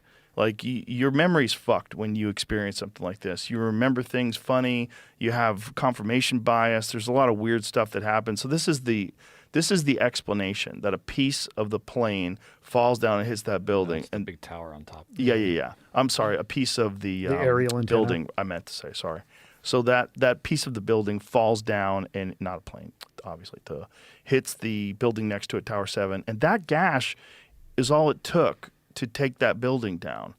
That's super suspect. And I do know that there was a fire inside the building. I'm sure there was. But the way it fell was crazy. Tower 1 and Tower 2, it's like, I don't know what happens when a jet flies into a building like that, and neither do you. And also you got to deal with corrupt construction companies, cutting corners, not doing things up to code. Perhaps. I'll give you that. I'll be super charitable. But with Building 7, I'm like, come on, man, that's weird. That one's fucking weird. Because it doesn't fall like 1 and 2. 1 and 2 fall from where the impact was, the deterioration of the structure, the weight of what's above the impact. It falls down on it, and you see a progressive collapse from the top to the bottom. Tower 7 is nuts. Tower 7 just drops all at once, free fall speed into its base. That's weird. Yeah. Anybody that doesn't think that's weird is being naive. Yeah. That's never happened before to a building that hasn't been a controlled demolition. Again, not saying it's a controlled demolition. Maybe it's accurate that these enormous drums of diesel are creating this fire, unprecedented load on the structure of the building. But see, even with that, with everything else that occurred, with all the tangential stuff that's occurred, you're still like giving the benefit of the doubt. You'll have suspension of disbelief. But I'm saying right now, I was trying to finish. That fire is not on every floor uniformly. So why is it collapsing uniformly from the top down into the base? Why doesn't the base, where you have this incredible fire load, why doesn't that weaken and it fall over sideways because it no longer has structure anymore? Why is it every floor has the same amount of damage and it gives in at the exact same time? That kind of doesn't make sense because the fire is not uniform throughout the building. It's not like the building is one gigantic flame ball and then it all gives out at the same time. But even then, I would think it would tip over. It would fall to the side. Falling into its base, that seems to indicate some sort of a control. Like it was done uniformly. They time it. When you watch like in Vegas when they blow up a casino, it's like dum, dum, dum, dum, dum, dum, dum. And then it does that. Dum, dum, dum, dum, Let's dum. watch an actual controlled demolition. So when you watch an actual controlled demolition, it looks just like that. And then I don't know. I mean, the testimony of your eyes are telling you the truth. But your brain, will come up with all sorts of stuff because mundus vult decepi. Well, I'm not allowing it to with Tower 7. I've always maintained a pretty open mind with that, but also I lean towards shenanigans in that one because that one just seems fucked. The Tower 1 and Tower 2, maybe. Tower 7, come on. Yeah. Tower 7, nobody looks, and if they're telling you that Tower 7 seems normal, they seem so gaslighty. Everybody that says that seems like they're gaslighting. So here we go. Hit it. Okay, this one's they're setting up for a controlled demolition, so they're showing you how. That's kind of a shitty one. There's other ones that have done a better job with, but it's the same kind of thing. It's still falling onto itself. Yes, it's falling into itself the same way Tower 7 did. That's but see, that movie, that building a different has shape. That has a skirt building. It's got a center structure. In the it's a middle. different kind of structure. It has a different look to it. Let's watch that one. Okay, there. Come on. That looks exactly like Tower 7. When you watch that, back that up again a little bit, please. Watch that from the top, from the beginning. Just a little bit right before it drops. So watch. They're looking, they're watching. We're going to watch the building drop. There it is. That fucker goes right down like Tower. Like from there, come on. That's exactly like a controlled demolition. And even the way it looks as it's going down looks exactly like Tower 7. We were talking about predictive programming and how movies and like spells can predict stuff in advance and kind of prepare you for the future of what's coming. In 1999, a movie came out which was effectively a manifesto, and that movie was called Fight Club. And what's the end of that movie? The end of that movie is the collapsing of the buildings, which are the financial system, of the future, so that they can create a new future. Who produced that movie? Arnon Milchan. Who is Arnon Milchan? And they got a commercial director to do it, Fincher. And he's an excellent director, and I think it's a excellently, beautifully made film. But who is Arnon Milchan? Well, he himself has said, I am a Mossad agent. And he said that out loud. Like, that's not me saying that. That's him saying that. And Fincher said, oh, yeah, my last movie, that was made by an arms dealer. Well, that's him. That's Arnon Milchan. And so, and what's another Arnon Milchan movie? The Medusa Touch with George C. Scott and I think Lee Remick. And in that movie, what happens? An airplane crashes into a building, and you could probably pull that one up too. An airplane crashes into a building. This guy's obsessed with airplanes crashing into buildings and buildings collapsing in movies. And so what's likely? Has he been reading these scenario plans that defense departments make and that are maybe, Mossad, plans that are made? I've worked for the DoD through John Milius, and we wrote scenarios.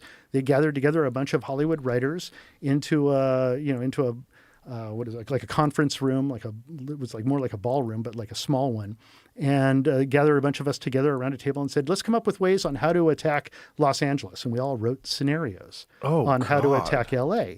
And now they just use AI to do all that. But so, has he just been reading these? Does he have access to them? And so he just puts them into his movies? Well, that movie was made in 1999. And what happened right after that movie got released? Those buildings came down. Yeah. 9/11 came down. And so is it predictive programming where you're showing the world what's to come and that makes it almost somewhat acceptable to do? Whoa. Or is it just coincidence? And most people out there will say, "Oh no, it's just coincidence. It's coincidence." And he just happens to be. I mean, that's what he has said. I don't know if he is or not Mossad, but that's what he said. So, well, that's the thing about the pejorative term conspiracy theorist. It's slapped on things, and it immediately sort of diffuses any real questioning of, "Oh my God, are things this bad? Is there this much?" But as time goes on, and you're confronted with more and more information, and I think we're in the beginning stages of reckoning with these files that were just released, where so many people, I haven't really read much of it. I've only read the things that are really outrageous that my friends have sent me, because I'm just trying to maintain my sanity. Well, that's just it. Most people want to maintain sanity. You just I just want to get through the day. You know, I just want to like. You're busy. Yeah. Well, and it's People are even more busy. than busy. I want to be happy. Right. I want to raise my children in a world that is, you know, a peaceful world and where people respect each other and where we can like. You can make something out of yourself, you know, through hard work and through merit. You know, it's like that's the world I want to live in. And more, it feels like we're not in that world. Did you see that thing that was just released today? I think it's the AI company Anthropic. I think that's the company. So one of its engineers resigned and essentially said that humanity is doomed. Yeah. And he's going to move to the UK and just write poetry. And just wait it out. Hasn't that guy seen Threads? Like, I mean, the UK is like one of the most dangerous places to be. That's where he's going to wait it out. Like that's. Well, he probably has this. Well, when he romantic says UK, idea. does he mean like where does? I'm not sure. Maybe he means like the Scottish Highlands. Yeah, Maybe he's gonna hide. Yeah. And go into some small town and fucking just hang out at a pub. Yeah, they're gonna populate that town with. Suddenly 800 war-capable men from you know, another country are going to move in, and they're going to move into the local hotel. Someplace that the West has conveniently been bombing and creating refugees on. Yeah, creating angry people. Yeah. Yeah, and who have a God, you don't want to think that it's all planned out like that. But of course you don't. Like, you know. But that was a bit of the exposure of U.S. aid.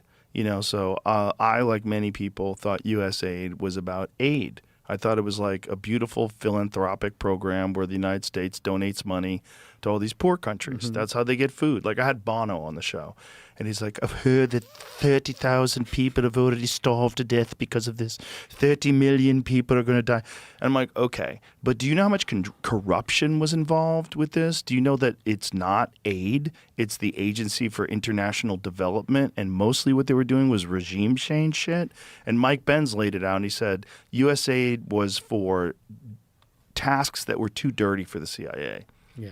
Which is crazy. So, like, if they've been engineering this long game and engineering the collapse of legitimate governments all throughout the world, bombing places, creating refugees, and then having these not just open border policies, but inviting and helping people get into countries and then giving them money when they get there. Yeah.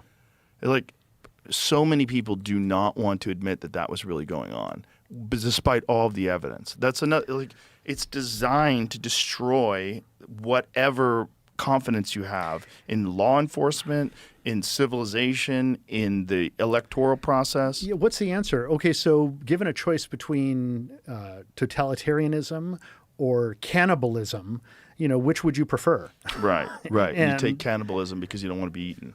Yeah. Well, No, I mean you take totalitarianism because you don't want to be eaten. Like, I would rather not be in the movie The Road, but I feel like I turned that one off immediately. I feel like we're increasingly in the movie Children of Men.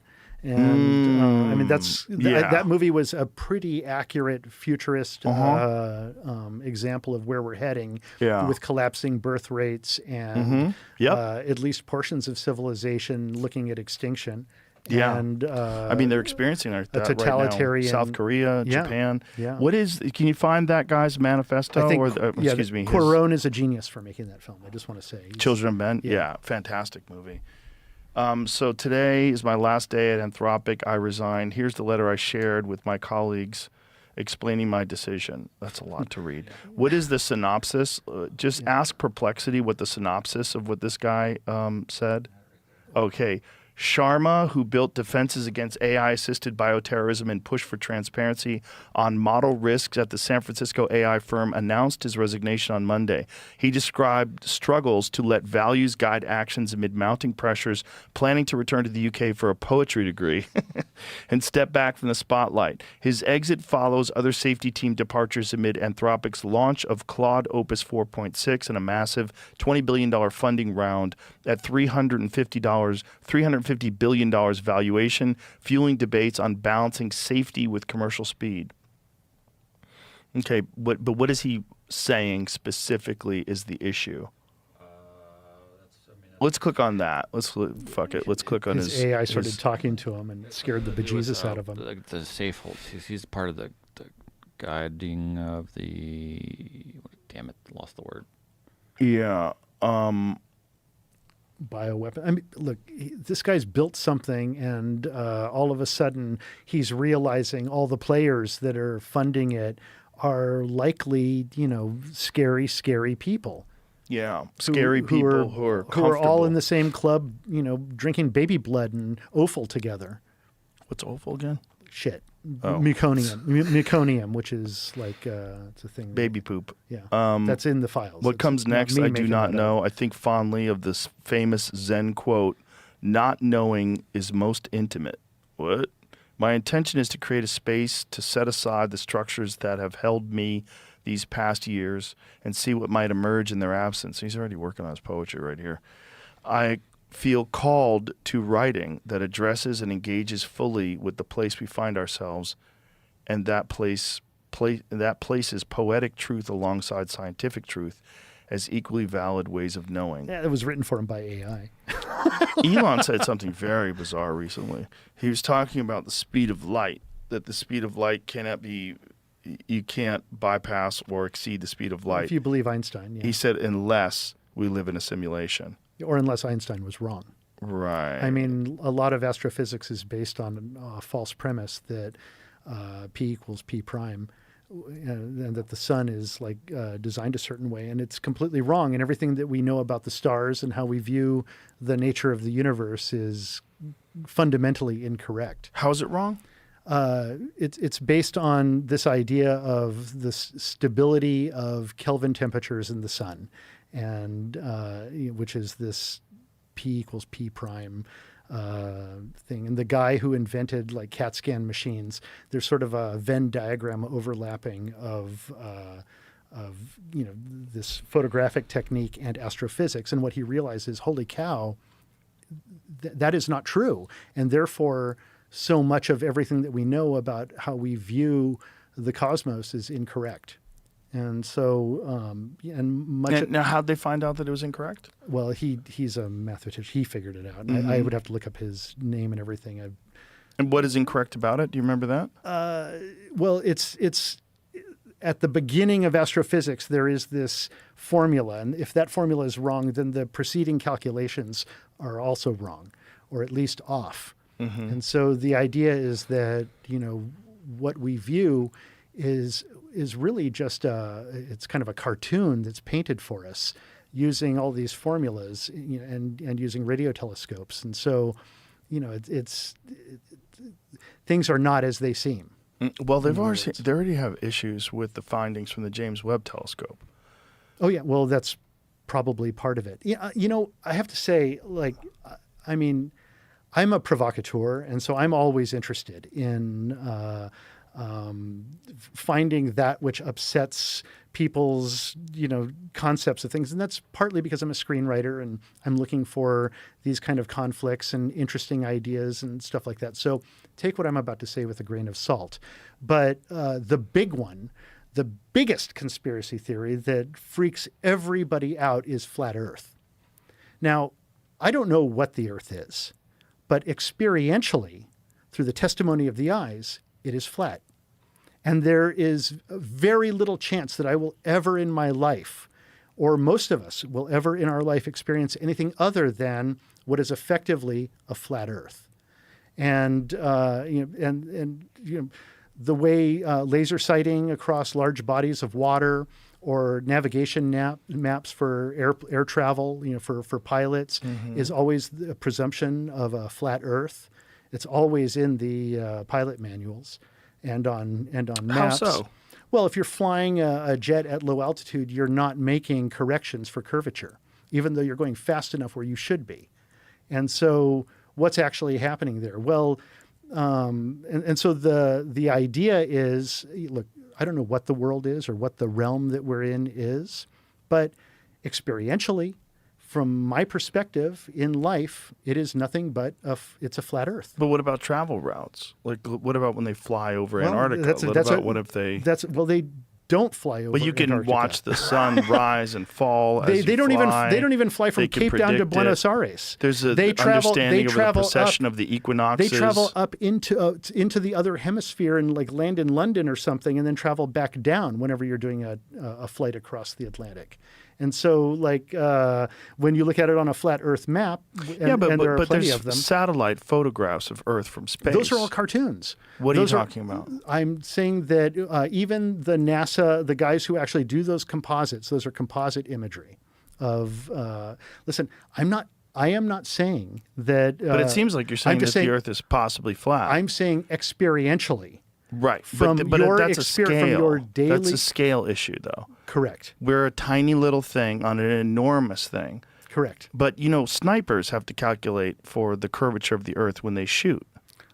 Only the curvature of the landscape that they're on. Right. Why do you think the landscape curves? The landscape doesn't curve. It is a mountainous and uneven. Not always. Uneven, no. On flat plains, you have to do the same thing. Well, if you're making a long shot over a flat area, like if you had to shoot. Well, then why don't pilots make adjustments? I'm not a pilot. I don't know, but I do know that when you look at the film from the space station, presume a flat Earth. When you look at the film from the space station, you see an Earth that's not just round but spinning. I see the space station, the International Space Station is actually not high enough to see curvature, and what you're seeing is the lens distortion. And it's not high enough to see curvature when you look out into the horizon? It's actually even, like, it's very, very close to the... Let's look at footage from the space station of Earth. So when you see satellite images that are taken of the Earth, you think they're lying? You think there's this grand conspiracy to piece all these pictures together and turn it into a circle instead of have it flat? All I'm saying is that's the fundamental conspiracy theory that unravels everyone. Well, it doesn't make any sense because everything that we see in the cosmos that's a planetary body is round, including stars. So it's all round, except for small moons. Everything is round, and that's because I'm not even certain that space exists. That the moon is anything more than a plasma. Plasma. Yeah. What does that mean? That it's a plasma effect, a lenticular effect of some kind. So that it's not a real thing, but it affects the tides. It is something that we have landed, at the very least, we've landed probes on. We don't know that Other it affects the tides. Have People theorize this is that it affects the tides. Footage from the space station.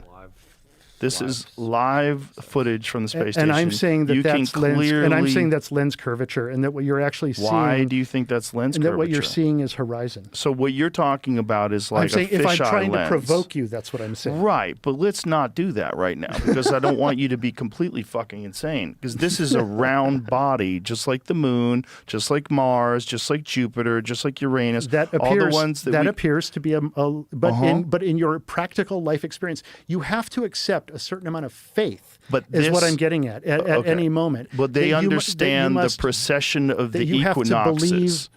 Okay, do you know that the precession of the equinoxes is how they measure the sky over a period of 26,000 years? I see right there a little stitching, like right there. So this would just keep going straight forever? Do you see that line? Yeah, do you see that line right there? What is that? What is that line? Yeah, what is that line? Well, that looks like stitching to me. It looks like they've stitched together and it crosses over there through that mountain range right there. That is weird, whatever that is. But by your very example, I'm just saying that you have to have a certain amount of faith in that. And on the surface, mundus vult decepi. Well, okay. You're freaking me out. Go back to that, Jamie. So what is the explanation? Go back a little bit. Yeah, what is the explanation of that line right there? Right, but how weird is that? That is weird that there's this line. Right, because that clear. in itself is a composite image, a cartoon that has been put together for you to look at this apparent live imagery that is being taken. And is this multiple images that are supposedly pieced together? Is that what they're... I'm saying that things fall into, like, the way perspective works is that things appear to fall into the horizon. But now you use what is that camera? Is it a P200 camera where you can actually zoom in and lift things out of the horizon that have appeared to fall into the horizon? This live video feed from the International Space Station has been interrupted because you're watching too much. Due to either a change in the onboard camera configuration or a loss of signal with the communications network. The video will return when the connection is reestablished. So this is during the live feed?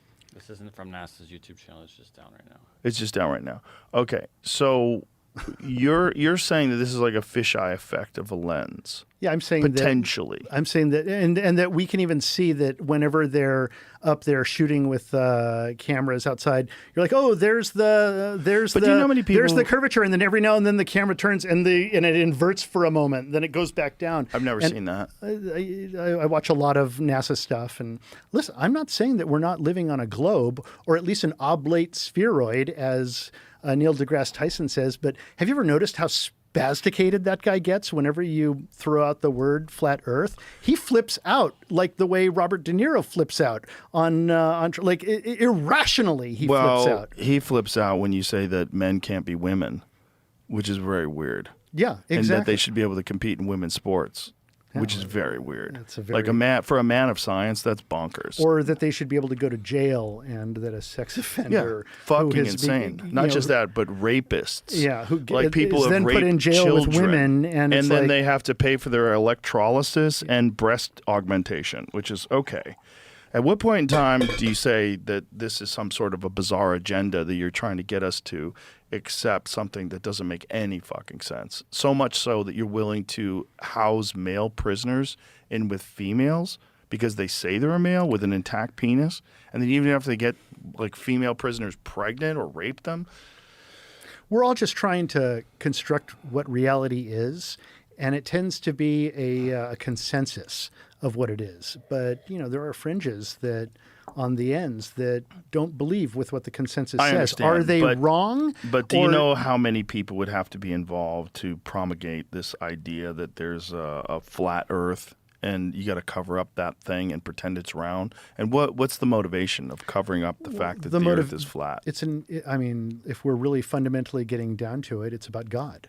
And it's about what is this realm that we're in, and are we part of creation? And But why would it be more likely God if it was flat? Every culture throughout recorded history draws us in this kind of flat earthish environment with a dome, a firmament that covers it up until like when the 1930s or so. Right, when they start making telescopes. Right. I mean, so this is a grand conspiracy. Like Galileo was wrong, Copernicus was wrong. All these people didn't know. All of recorded history is wrong.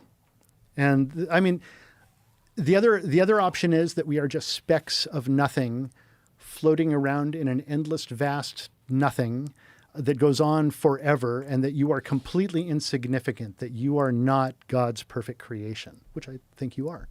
Well, they're not mutually exclusive. Just because we are in this vast cosmos that's almost impossible for mammal minds to grasp the magnitude of it doesn't mean that God's not real. It's exclusive to people who believe the Bible word for word. I'm not saying I do necessarily. Mm-hmm. I am. I would be considered apostate, by most people. I've been reading the Bible a lot, and one of the problems that I find is it's clearly got the hand of man on it. Well, it's been edited. Yes. It's been edited. The King James, or who was King James? He wrote Bible. He wrote books on demons as well. And so, even the Old Testament. The Old Testament has the hand of man on it. Not just that, but it's also been translated so many different times. Like ancient Hebrew, the letters double as numbers. There's no numbers in ancient Hebrew, so words have numerical value to them. And imagine translating such a complex language where, like the word God and the word love, they have the same numerical value. I believe. Here's another thing. I read that. I don't know if it's true. So let me find out if that's true. Put that into perplexity.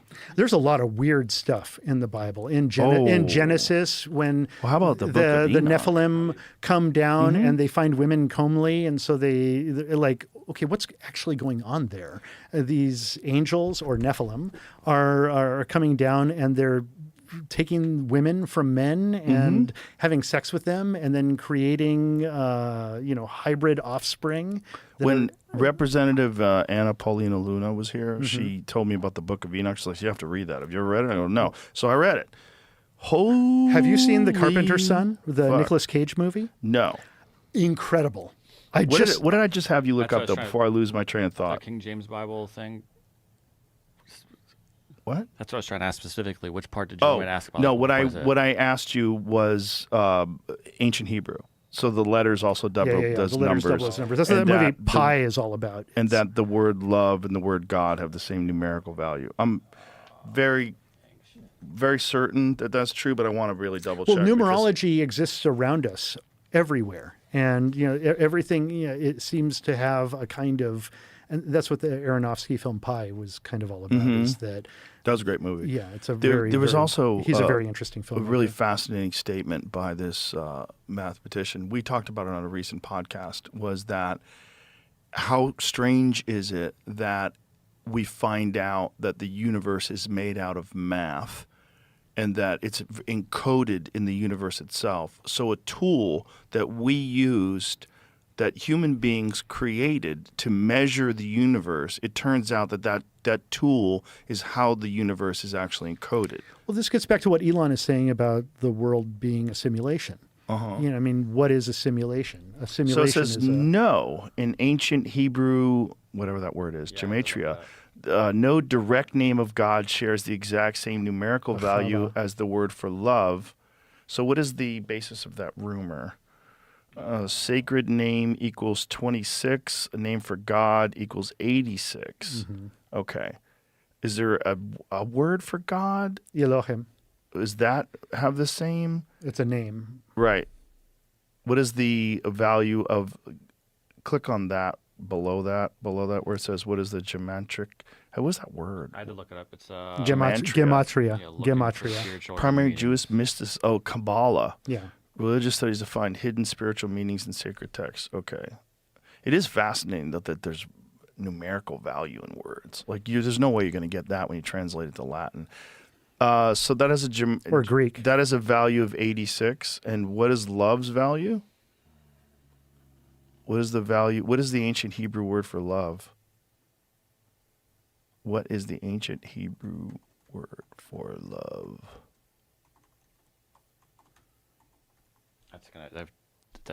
What you mean by love is going to be very. You have to say. Do you mean like love between two people? Okay, what is the gematria? Love that doggy in the window. Do you love your child? Yeah. That's a good point. They probably have different words for it. Definitely. So what is that? Click on that. What's the gematria value of Avala? Right there? Right there? Yeah. Click on that. It's 13. So that's a different number too. Interesting. 13 twice equals 26, the value of Yahweh. Yeah. Huh. This movie, The Carpenter's Son, is all about the infancy of Jesus. I think it's written by Matthew. And it's part of these, I may have this wrong, but Coptic texts. And it is like, Nicolas Cage is so good in this movie. So twice 13 equals 26, the value of Yahweh, implying love mirrors or completes God's essence. Okay, so that's where that comes from. I was going to ask where it came from. Right, that's where it comes from. God is love. So God is love. So love twice is God. So here's a question. What happened? Both. I would say both. I understand. Right. I understand. Go to ask a follow-up. So how was the numerical value of ancient Hebrew language lost when they translated it to Latin? To Greek. But to Greek first, right? How is the numerical value of ancient Hebrew words? Numerical value of ancient Hebrew words lost when they translated it to Greek?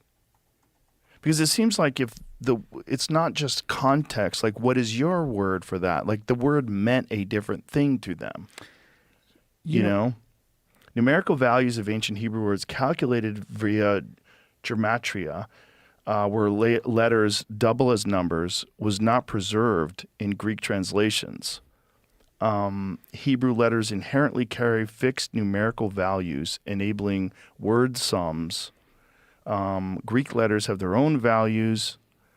Equivalents rarely match Hebrew sums exactly, so you're gonna lose it. Like when you read like Russian translations of English or English to Russian, it gets like super screwy. For sure. Is this for sure like real? Ancient or Spanish accurate? Cervantes is incredibly difficult. even Gematria. like all words mean another number that all have some sort of secret meaning? Runic writing from the Nordics is the same thing, and there is a striking resemblance between many of the runes with Hebrew. And so these ideas and these glyphs and symbols that Odin first saw while hanging upside down from the tree and learned language and how to speak are somewhat universal across the planet. Let's get to that for a second, but let's find out what Jamie's saying. Primarily used in Jewish mysticism and religious studies to find hidden spiritual meanings in sacred texts like Torah by assigning numerical values to Hebrew letters and words, revealing connections between concepts, and exploring the universe's underlying structure. What's interesting is like it's an older language, but doesn't that seem like a more complex language, a language that combines numerical value with words? Like if you said something to me, it's not just implied by your tone or by the context of what you're saying that I understand what it means to you, but it's in the numerical value of the words. That seems like a better way to communicate than just nouns and verbs and adverbs. Like rather than bifurcating numbers and letters together. It like sounds like a way better move. I mean, doesn't it? It seems like if you can understand that and if you grew up with that, that seems like that would be a much richer and deeper way of communicating. Isaac Asimov wrote a book called Asimov on Numbers, which is fantastic, which talks about this. And he talks about Kalahari Bushmen who have no concept of the number 0 and how they process and understand concepts like, when no one is around, if the village is empty and things like that. And so, just different people are just trying to figure out how to articulate everything. And, computer programming is a language that utilizes numbers. It's weird when there's like certain languages that don't have a word for something. So people really they have a hard time grasping what the fuck you're trying to say. Yeah. Like, what's the translation for this? Like, what? We don't have a word for that. We don't understand the concept of empathy. Well, there's certain cultures that are like tribal cultures that can't understand the concept of maintenance. Yeah. They don't have it. I've heard that. Yeah, which is weird. Like you think about it, like, oh, right. Why would they need maintenance? Right. Why would they need maintenance? If you live a subsistence lifestyle, you live off the land, you don't need maintenance. And then suddenly you're thrust into the 21st century and the Chinese are building highways for you. And the highways collapse. Yeah, and the highways just collapse because no one's maintaining it. Right. So, yeah. It's interesting. But it's interesting you're when pulling people out of the Stone Age and dropping them into, or maybe the Iron Age, and dropping them suddenly into. So to take this back to this idea that we're missing 1,000 years. So if we really are missing this 1,000, there's two things I want to get. I want to get to that, and I added 1,000 years. Added 1,000 years. I really want to get to that, and I meant by missing, like they don't exist in the real world. Right. I want to get to that, and I want to get to, is there a conventional explanation for that stitching? Why that image? Like, what is the mainstream? Well, I got to dig up what we were even looking at. I don't know. It was not the NASA channel we were looking at. I don't. I can dig down that rabbit hole. What were we looking at? I don't. I've tried to pick up a video of the live. The globe imagery that. Well, hold on a second. So that image might not have been an official image. That might have been something that someone created. I'm not saying that. No, well, let me retract. Words aren't taken out of context. I'm just saying it seemed like a live video. It was live on YouTube. Oh, but it could have been AI. I don't know shit. I have to go back to look at the right. I'm working fast over here. No, I get it, dog. I get it. That's why. Jamie, you do the job of 15 dudes, so I appreciate what you do. I found a video from 11 years ago on Vimeo that is from SpaceX, so it's not NASA, it's someone else, and it's up and down of the rocket. You can argue all day that it's got curvature. It doesn't have curvature. When you see a rocket launch, what does it do? It goes kind of sideways across the sky. And so, we've now seen that, pretty regularly, and that's because they're really not going above the troposphere, which, I watched the SpaceX launch live. I was there. It went straight up in the air. And then it curves and it travels sideways across the sky until it meets the horizon. Well, it gets to a certain orbit, and then it traveled and dropped off in Australia 35 minutes later. I went to the out of your view.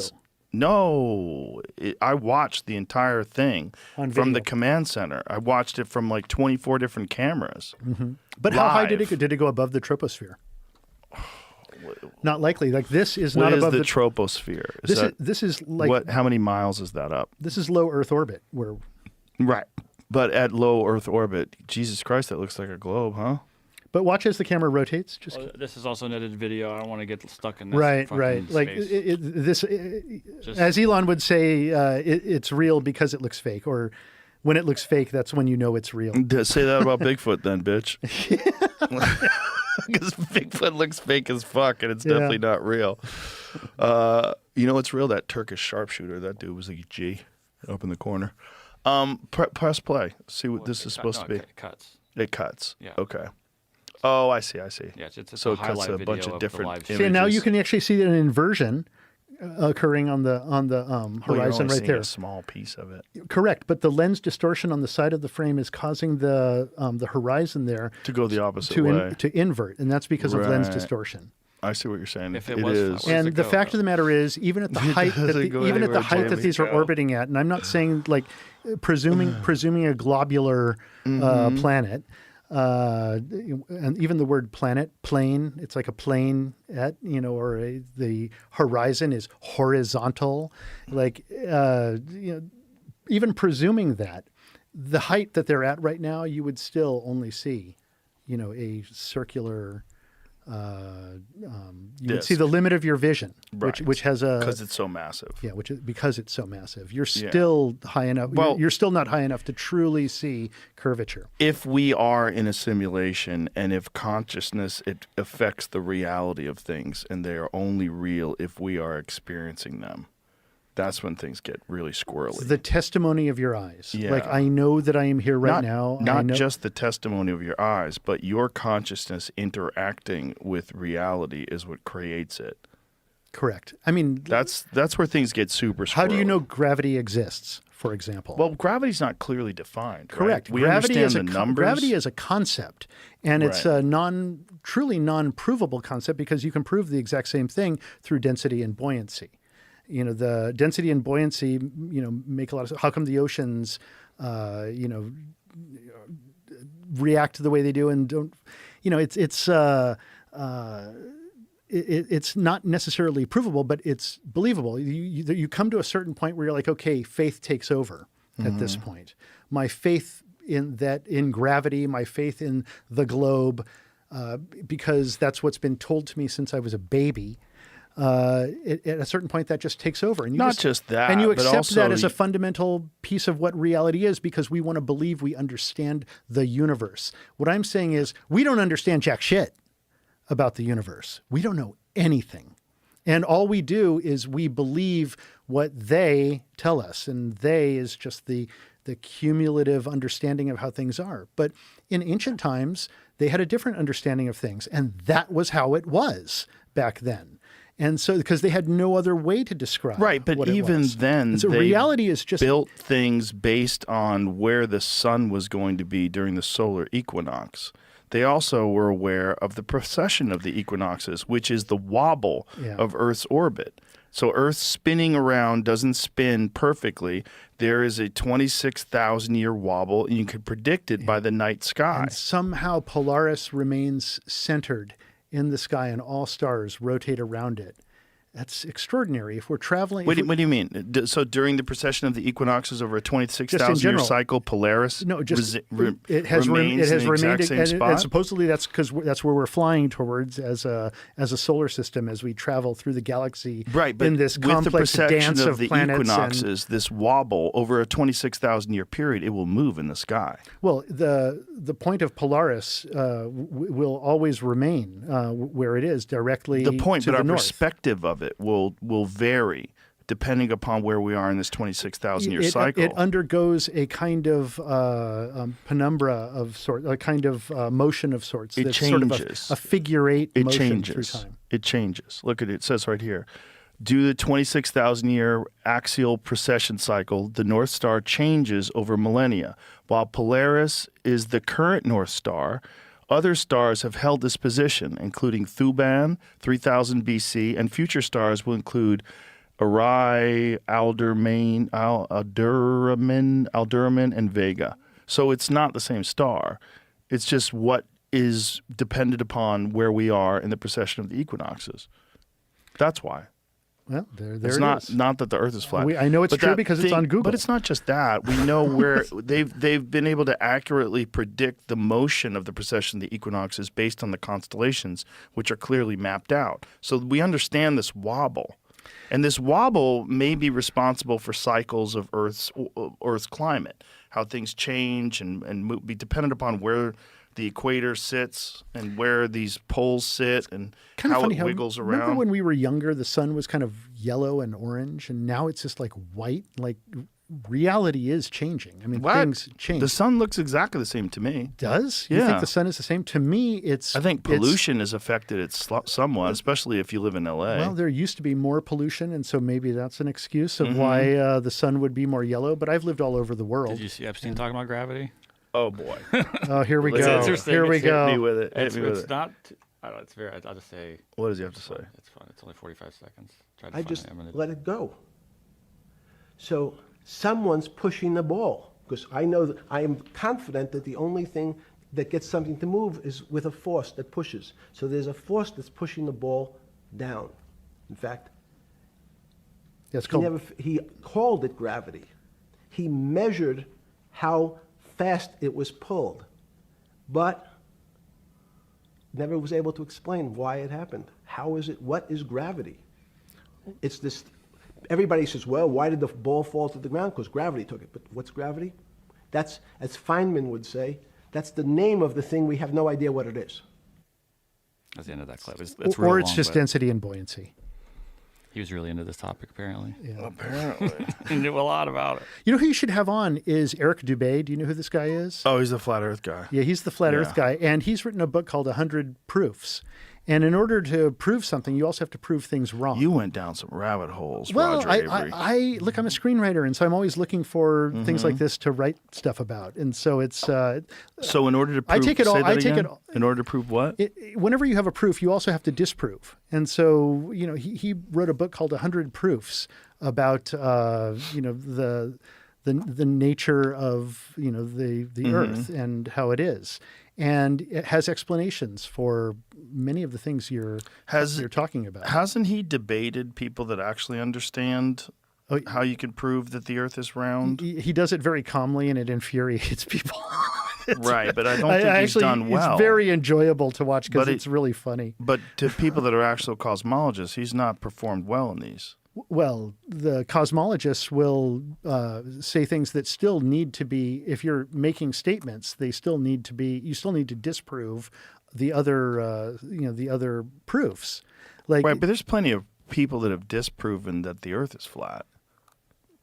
All I'm saying is experiential. Experiments. The Joe Rogan Experience throughout life. You are really, like, when you go up into an airplane, I do not see the curvature of the Earth. Well, you can't because of perspective, because you're so tiny. Correct, because we're so tiny. So all I'm saying is that through experience, that the testimony of your eyes, you will never experience a globular Earth.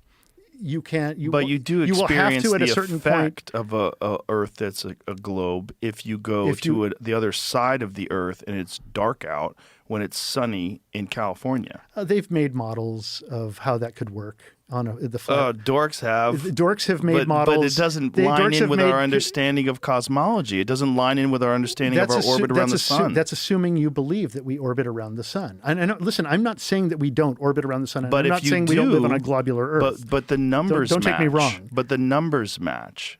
If you do assume that they're correct, that we orbit around the sun, but their calculations are completely accurate. If they make the calculations on their flat Earth model as well, then you still have to prove that wrong. Right, but is NASA doing that? Is MIT doing that? No. Like of all people to believe, the ones who are digitally stitching shit and saying that's a government agency. You went so deep with this, boy. All I'm saying is my experience. Mm-hmm. You know, when I get on the plane later today and I'm flying back and I look outside, I'm going to see a flat, you know, a flat horizon, a horizontal horizon before me, and when I land, and you know, it's everything else is faith based.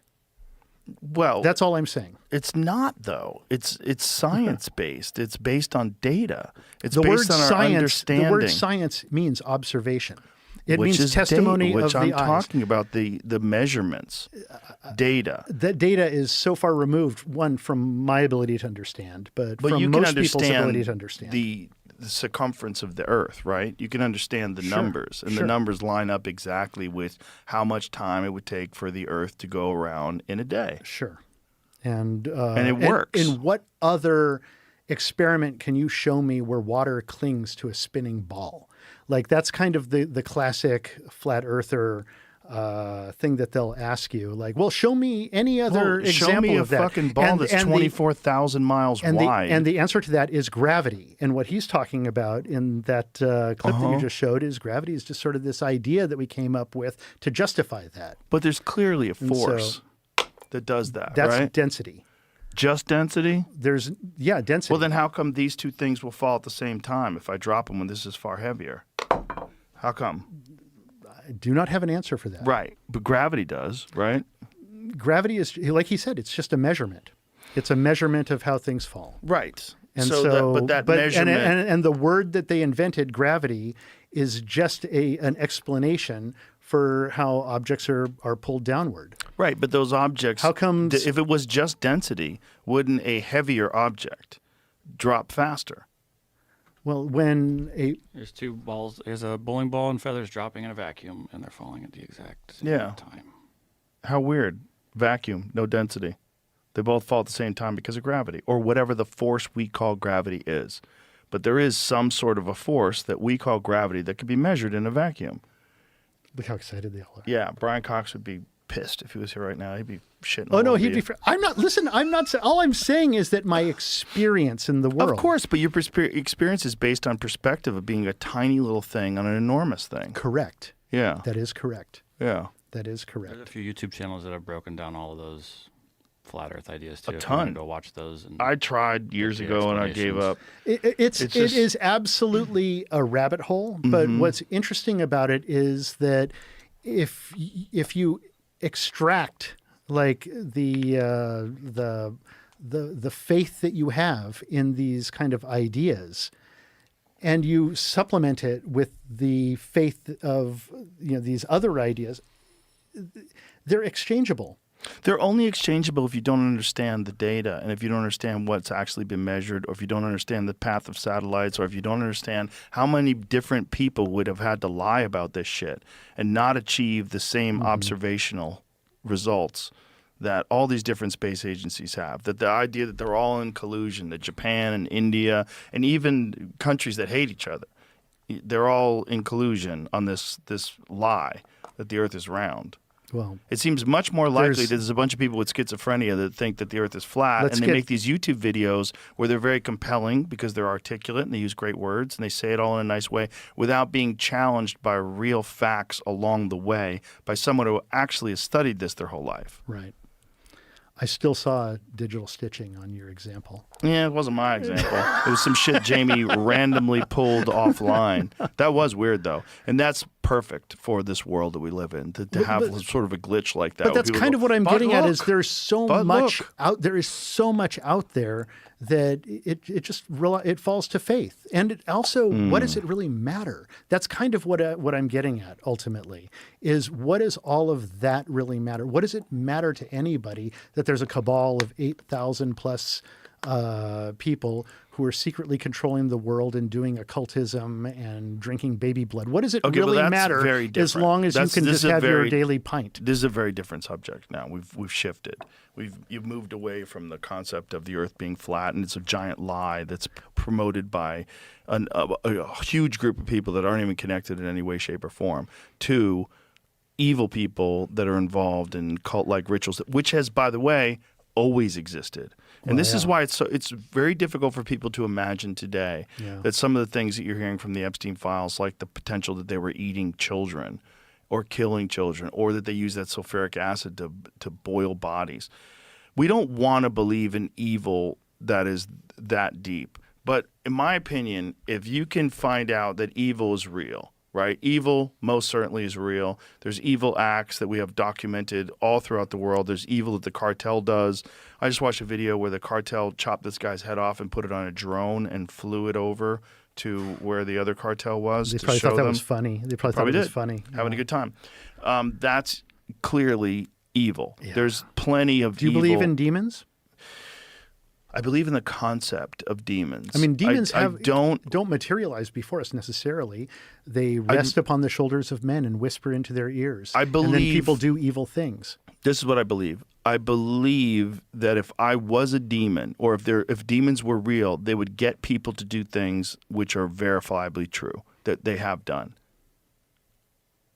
If you were a demonic idea and you got into Oppenheimer's head or Patton's head or anybody's, and you wanted them to do something horrific to a bunch of innocent people, and you could say this is because we're at war, so we're going to drop a nuclear bomb on Hiroshima. Like, that's a demonic act. It's a demonic act of eliminating hundreds of thousands or 100,000 plus people off the face of the earth who did nothing. They're just citizens that are unfortunately involved in a country that is in a conflict with some people that they don't even know, and then they just got vaporized like that. That seems demonic. You've just expired. But there are people who would argue that souls. But there are people who would argue that the war would have continued, and I've heard this argument before. I've heard that argument too. That the war would have continued, and so many more would have died. Well, if I was a demon, I would want to propagate that idea. I would want you to think that you have to do it. And so, like, is evil justification of things?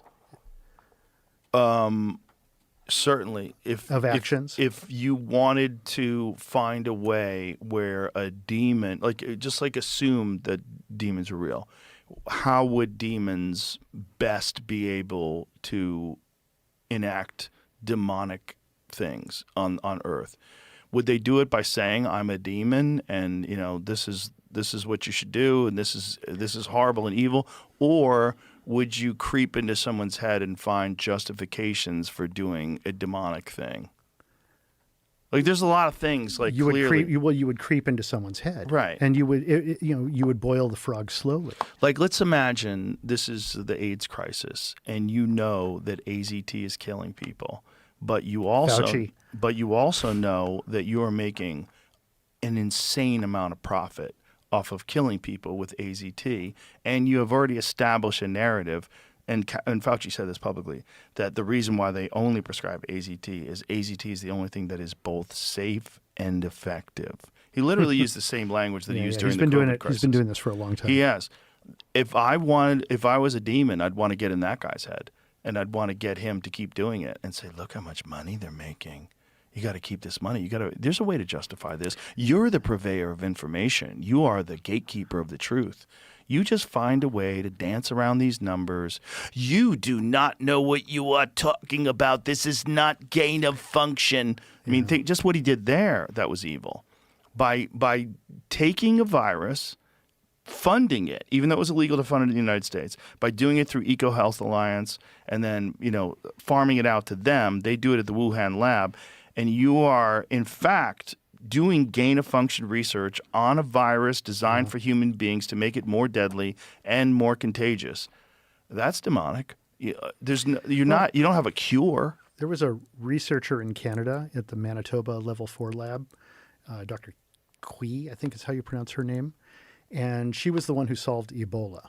Like, she had come up with the vaccine for Ebola, which is manufactured by a California company that is basically a Chinese company. And like a rock star, she had made it was like a hit. She had a hit, a huge hit.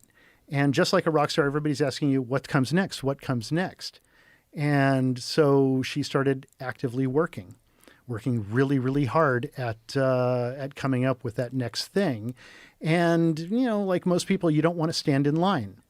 And these level 4 labs, they have to, whenever you move your research from one lab to another, you have to go through all sorts of stuff in order to do that because it's all patented. All of these microbes and viruses and Ebola strains and whatnot, it's all patented.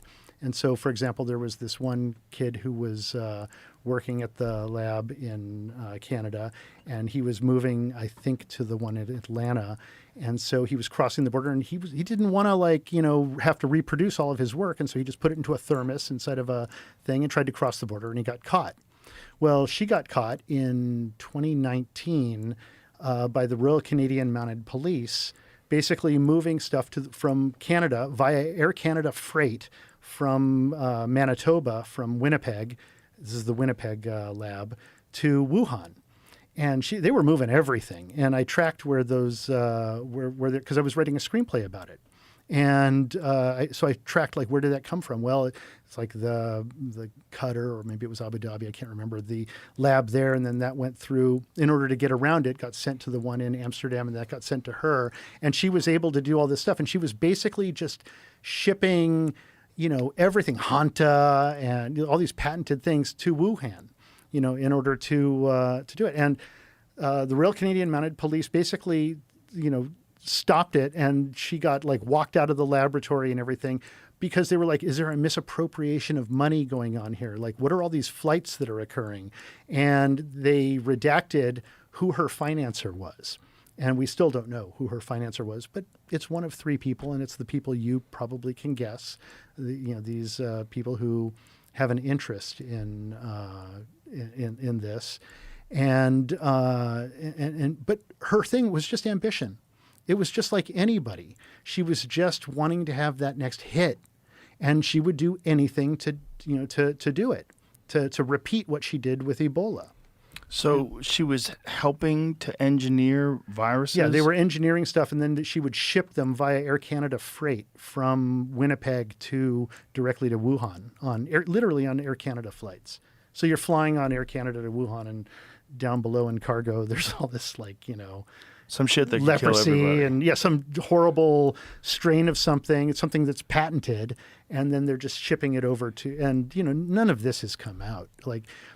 Some papers in Canada, like the Winnipeg Free Press or something, was trying to cover it, but it just gets kind of buried. That was one of the weird things that I had also seen, that I don't know if it's true, in the Epstein files, that there was talk about engineering a pandemic.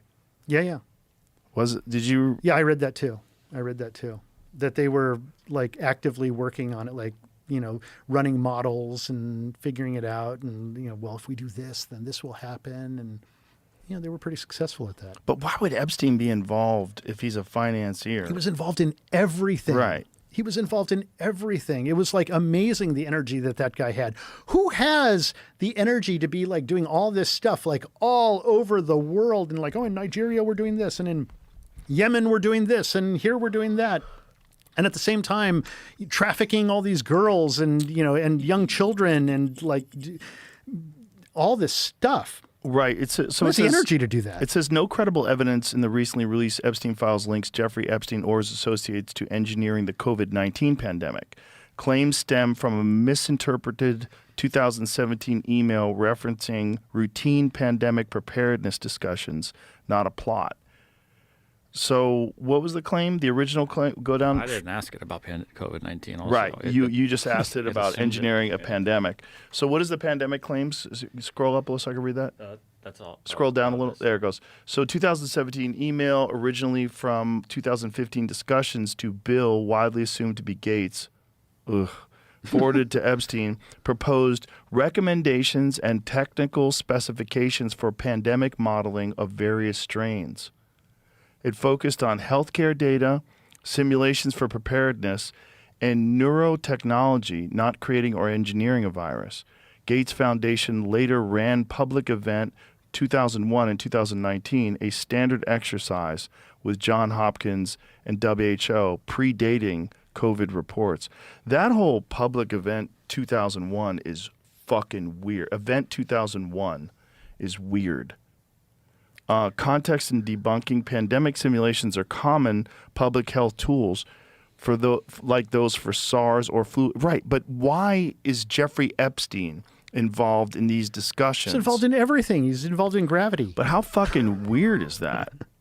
How weird? A pandemic was reportedly mentioned in the Epstein files. Running the world. 3 years before COVID-19. Running the world.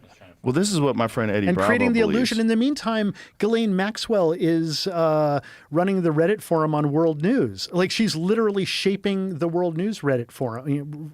She at that was? time. Yeah, She was running the World News forum on Reddit? Yeah, she was, and it all went dark the minute she got picked up. Her person, but she was like the main contributor. Did thousands of posts, like all day long, posting World News, shaping our perception of things. One email was a subject: preparing for pandemics, was sent by a person whose name was redacted. By the way, did you see that?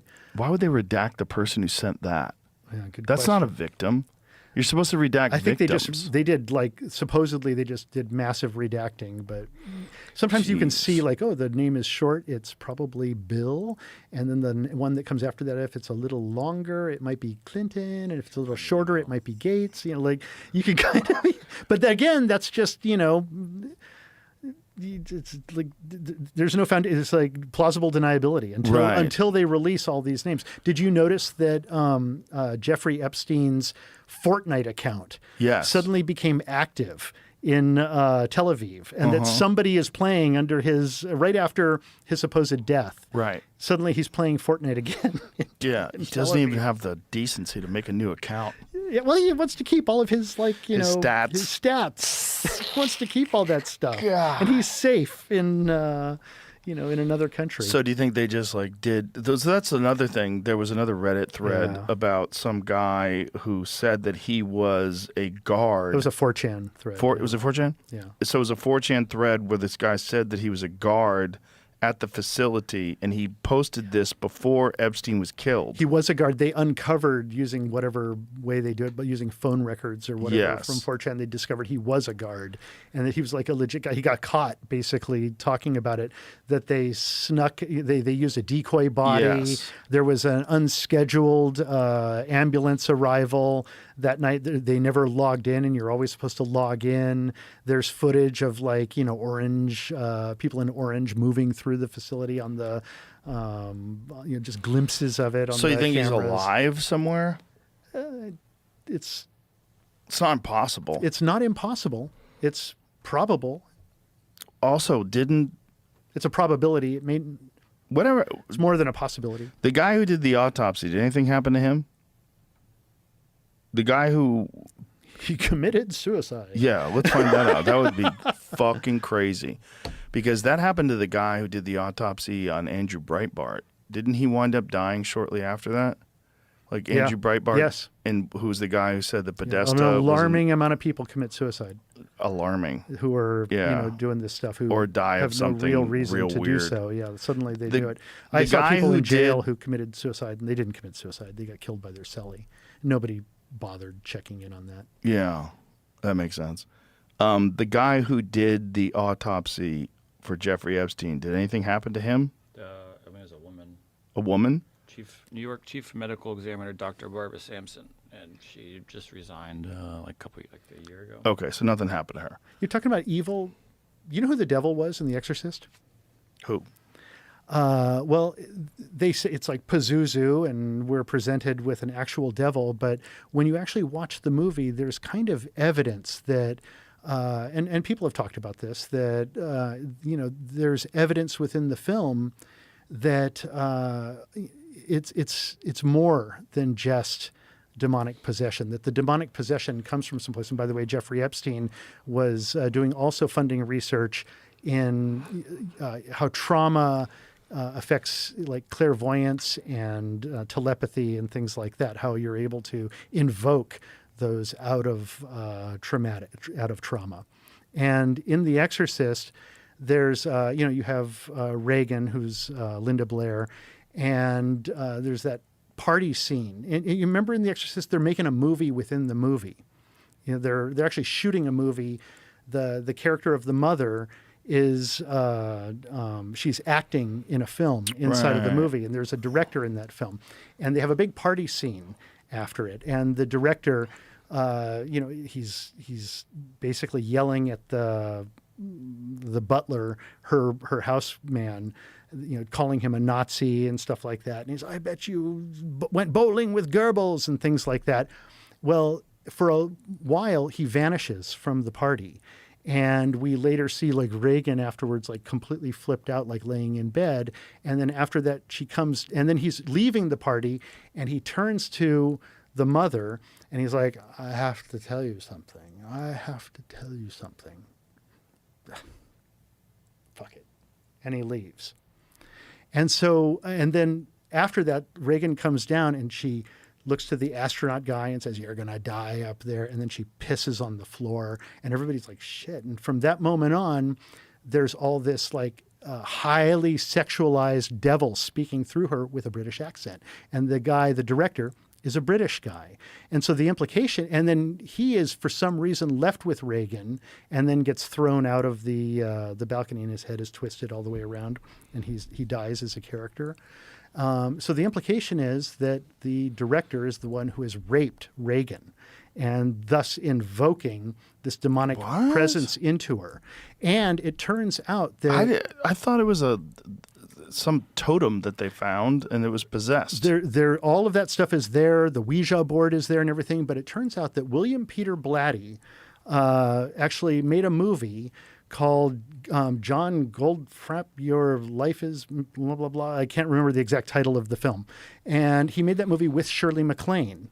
And the director of the film is this guy, J. Lee Thompson, British director, who looks exactly like the actor in that.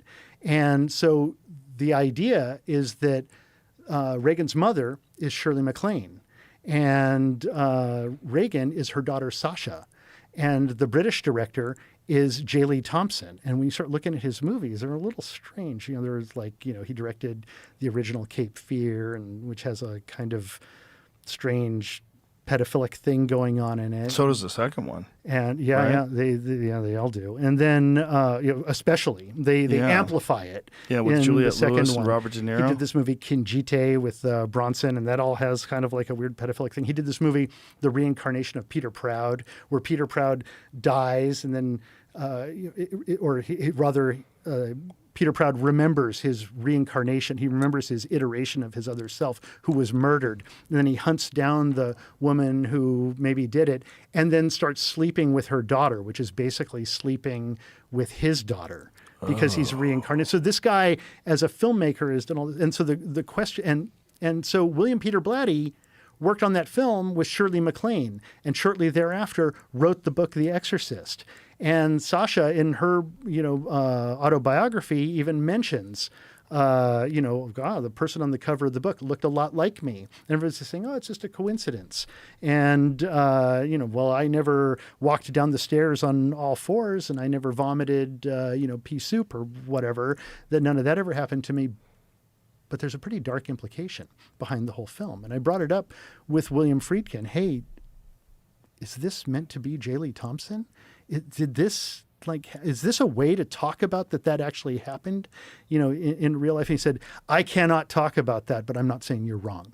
Whoa. And so, and there's actually a moment where Reagan is talking to her mother, and she's like, well, do you like him? Do you like him like you like daddy? And so there's this idea that he's been coming over and they've been having this affair. And then all of a sudden she says to her daughter, and it kind of jumped out at me when I rewatched it. She says to her daughter, well, I like pizza, but I wouldn't marry one. And I was like, oh my God, there's like a pizza reference like in the middle of this, in the middle of everything that's happening. How long is that? That's Periola, but Ben Swan brought up during the whole Pizzagate thing that got him fired. But how long has the term pizza been used? Well, it jumped out at me, and The Exorcist is in the early 70s, and so what is it, 1971, and that movie that he did with Shirley MacLaine, who is effectively, that's the movie that they're shooting inside of the movie. And so this was a way for William Peter Blatty to kind of transcode all of that. And the astronaut in the film, Shirley MacLaine, talks about the I can't remember if it was her husband or boyfriend that she remarried who was an astronaut. And in her autobiography, she talks about how he was cloned. He came back from space and a different person, that he was cloned. And everybody kind of laughed it off like, oh, it was just kind of a joke that I wrote into my autobiography. But it's kind of weird. Real weird. Yeah, it's really strange. So people speak through movies, and they hide information in films. And so I think that some more than others, right? Yeah, William Peter Blatty, who was doing all sorts of Ouija stuff with Shirley MacLaine, who was really into that kind of thing back in the late 60s and early 70s. And, he sits down to write his book, and what's he writing about? Well, he's writing, that movie's about Shirley MacLaine, her daughter, Sachi,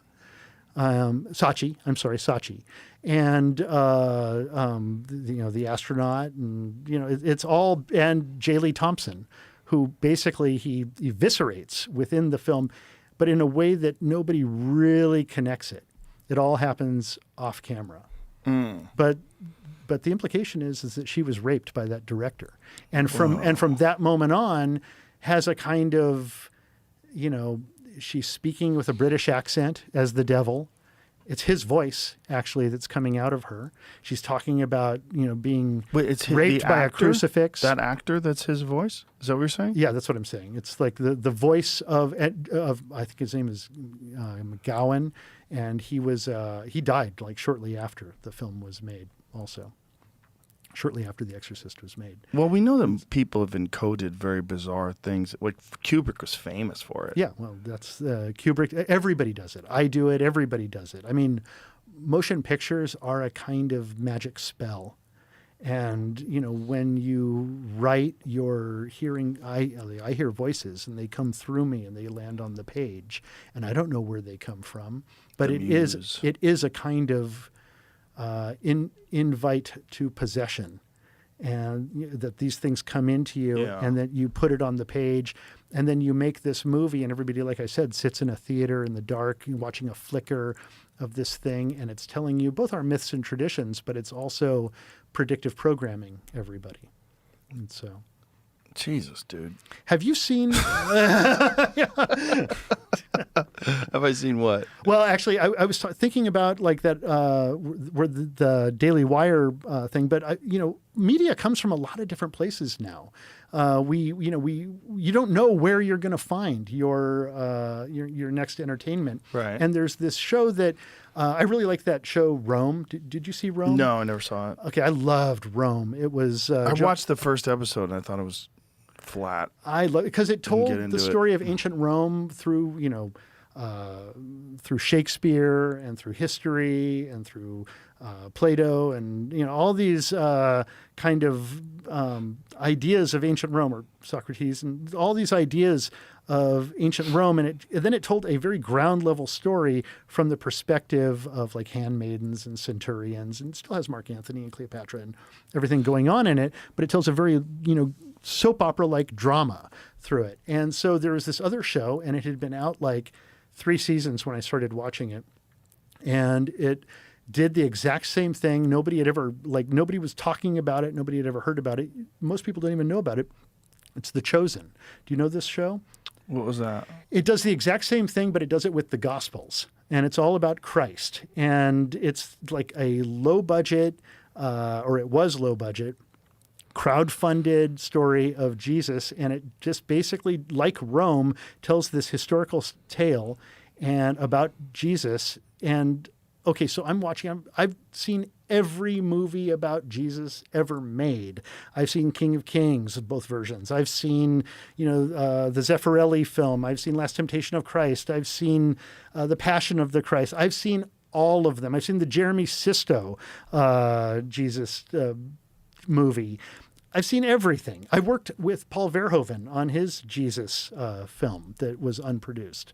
And so I've had a lot of experience in it, and I never really got it, to be perfectly honest. I never really understood the story. This show, I started watching it, and I was like, okay, I've got a chip on my shoulder. Let's see. And it's really cheap. It's like rocks are made out of styrofoam. They can't afford a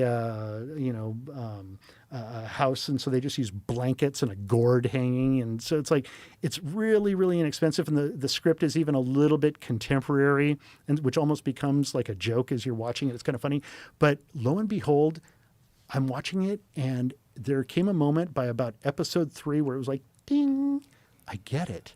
Like, Jesus is kind of punk rock. He's basically saying there are no rules to anything. Like, you can commit miracles on the Sabbath. Like, there are no rules. Anybody is led. All you need to be is wanting of salvation. And it was like a third eye opened up to me. And this show is fantastic. And it breaks all the rules. It's outside of the Pharisees of Hollywood. One guy, this guy, Dallas Jenkins, who's absolutely my favorite modern filmmaker right now. I think this guy's brilliant. He's directed every single episode of this show, and they've got like 7 seasons out, and you can watch it for free. What? On anything. Like if you have an Apple TV, you can just look up The Chosen app, and boop, up comes the Chosen app. And so it's an app thing. Or you can watch it on YouTube, or you can watch it. I think Netflix eventually bought it, and now they're showing it. Basically, you can see it anywhere. They give it away the way the Gideons give away the Bible, and I thought it was fantastic. And then season 2 came around, and suddenly they had all this money, and they're doing all these they've got this ancient Judea set with cobblestone streets and, like this detailed set and Roman colonnades and stuff like that. And I was like, wow, like they really got a big budget. And then I looked it up and I was like, oh, no, the Mormons have all these standing sets for their biblical productions in Utah. And they're incredible. These sets are unbelievable. If I had known, it's like Chinichita in Utah. It's absolutely fantastic. And the characters are like, they only have money for like 3 Romans costumes probably. And so they're kind of like making do with what they have, but they've got this guy playing the legate there who is hilarious. He's in the first season. He is absolutely hilarious. And the show is great. And then like proper television, you're watching it and you're starting to love these characters, and you're starting to you know what it is? The bread and butter of Hollywood is revenge and wrath. Mm-hmm. Like that's the fuel that pushes most Hollywood movies. It is much more difficult and requires much more maturity to make a movie about forgiveness. And this kid, Dallas Jenkins, I call him a kid, but he's not a kid. That's an insult. He's super great. He is making every single episode is effectively, because it's the Gospels, about forgiveness. And he has done this magnificent, unbelievable achievement. And the show is huge now. They've got like 7 seasons. They've built a studio, like outside of Dallas-Fort Worth on a Salvation Army property that they've built sound stages and everything. And it is, and that's like, you can get it anywhere. You can watch it anywhere. And they're making programming that should have been on HBO. It should have been produced by HBO the way Rome was. And instead it's coming out of the ether. And it's almost like, with the inattention given to, most modern, or rather the way that people are making things, that they're focused on wrath and revenge, like this other thing, like the Pendragon cycle and the Chosen have kind of risen out of the vacuum that the studios have and broadcasters have kind of created, because they're no longer making that kind of product, at least not as much. And so I think this is actually one of the most exciting times in media and television. Yeah, I definitely think it's a very unusual time where the normal people that are producing things don't have a complete monopoly on what people see. And that many of the times these alternative things have gotten much larger than the mainstream things. I find it like almost impossible to get a movie going. Like I'm like an independent filmmaker. I go out there and I work on a script, and then I figure out the budgets, and I figure out and I go out and I hit the pavement, and it's like really hard, probably because I'm a flat earther. Kidding. I am not a flat earther. I just like to provoke people. But, I go out there and I try to get this stuff made, and it's like almost impossible. And then I built a technology company over the last year, and basically making AI movies. And all of a sudden, boom, like that, money gets thrown at it. And all of a sudden, just by attaching the word AI and that it's a technology-based company, all of a sudden investors came in, and we're in production on 3 films now. AI's hot right now. 3. I know, that's the crazy thing, is that it was so easy for me to get that going, and so difficult for me to get a traditional movie going through the traditional route, like going to, A24, blah, blah, blah, trying to hit the pavement. Oh, I have to go to Europe to gather together financing and everything like that. No, just put AI in front of it, and all of a sudden you're in production on 3 features, and we're making a Christmas movie, a family Christmas movie that'll be in theaters this holiday season. We're making a faith-based film for next Easter, and then we're making a kind of big romantic war epic. And as classical movies, and we have a proprietary stack of technology that we use for our process. And I partnered with this company, Massive Studios AI, and formed my company, which is General Cinema Dynamics. And I'm based here in Texas now, or my company is, and I'm slowly transitioning. Nice. And it's actually kind of, I think, so many people are against AI, like Guillermo, and love him, but he's like, fuck AI. But all it is visual effects. Mm-hmm. And I have experience with that Beowulf movie doing it, and what used to be $1 million a minute is now $5,000 a minute. And so to do it really, really well, it looks kind of amazing, actually.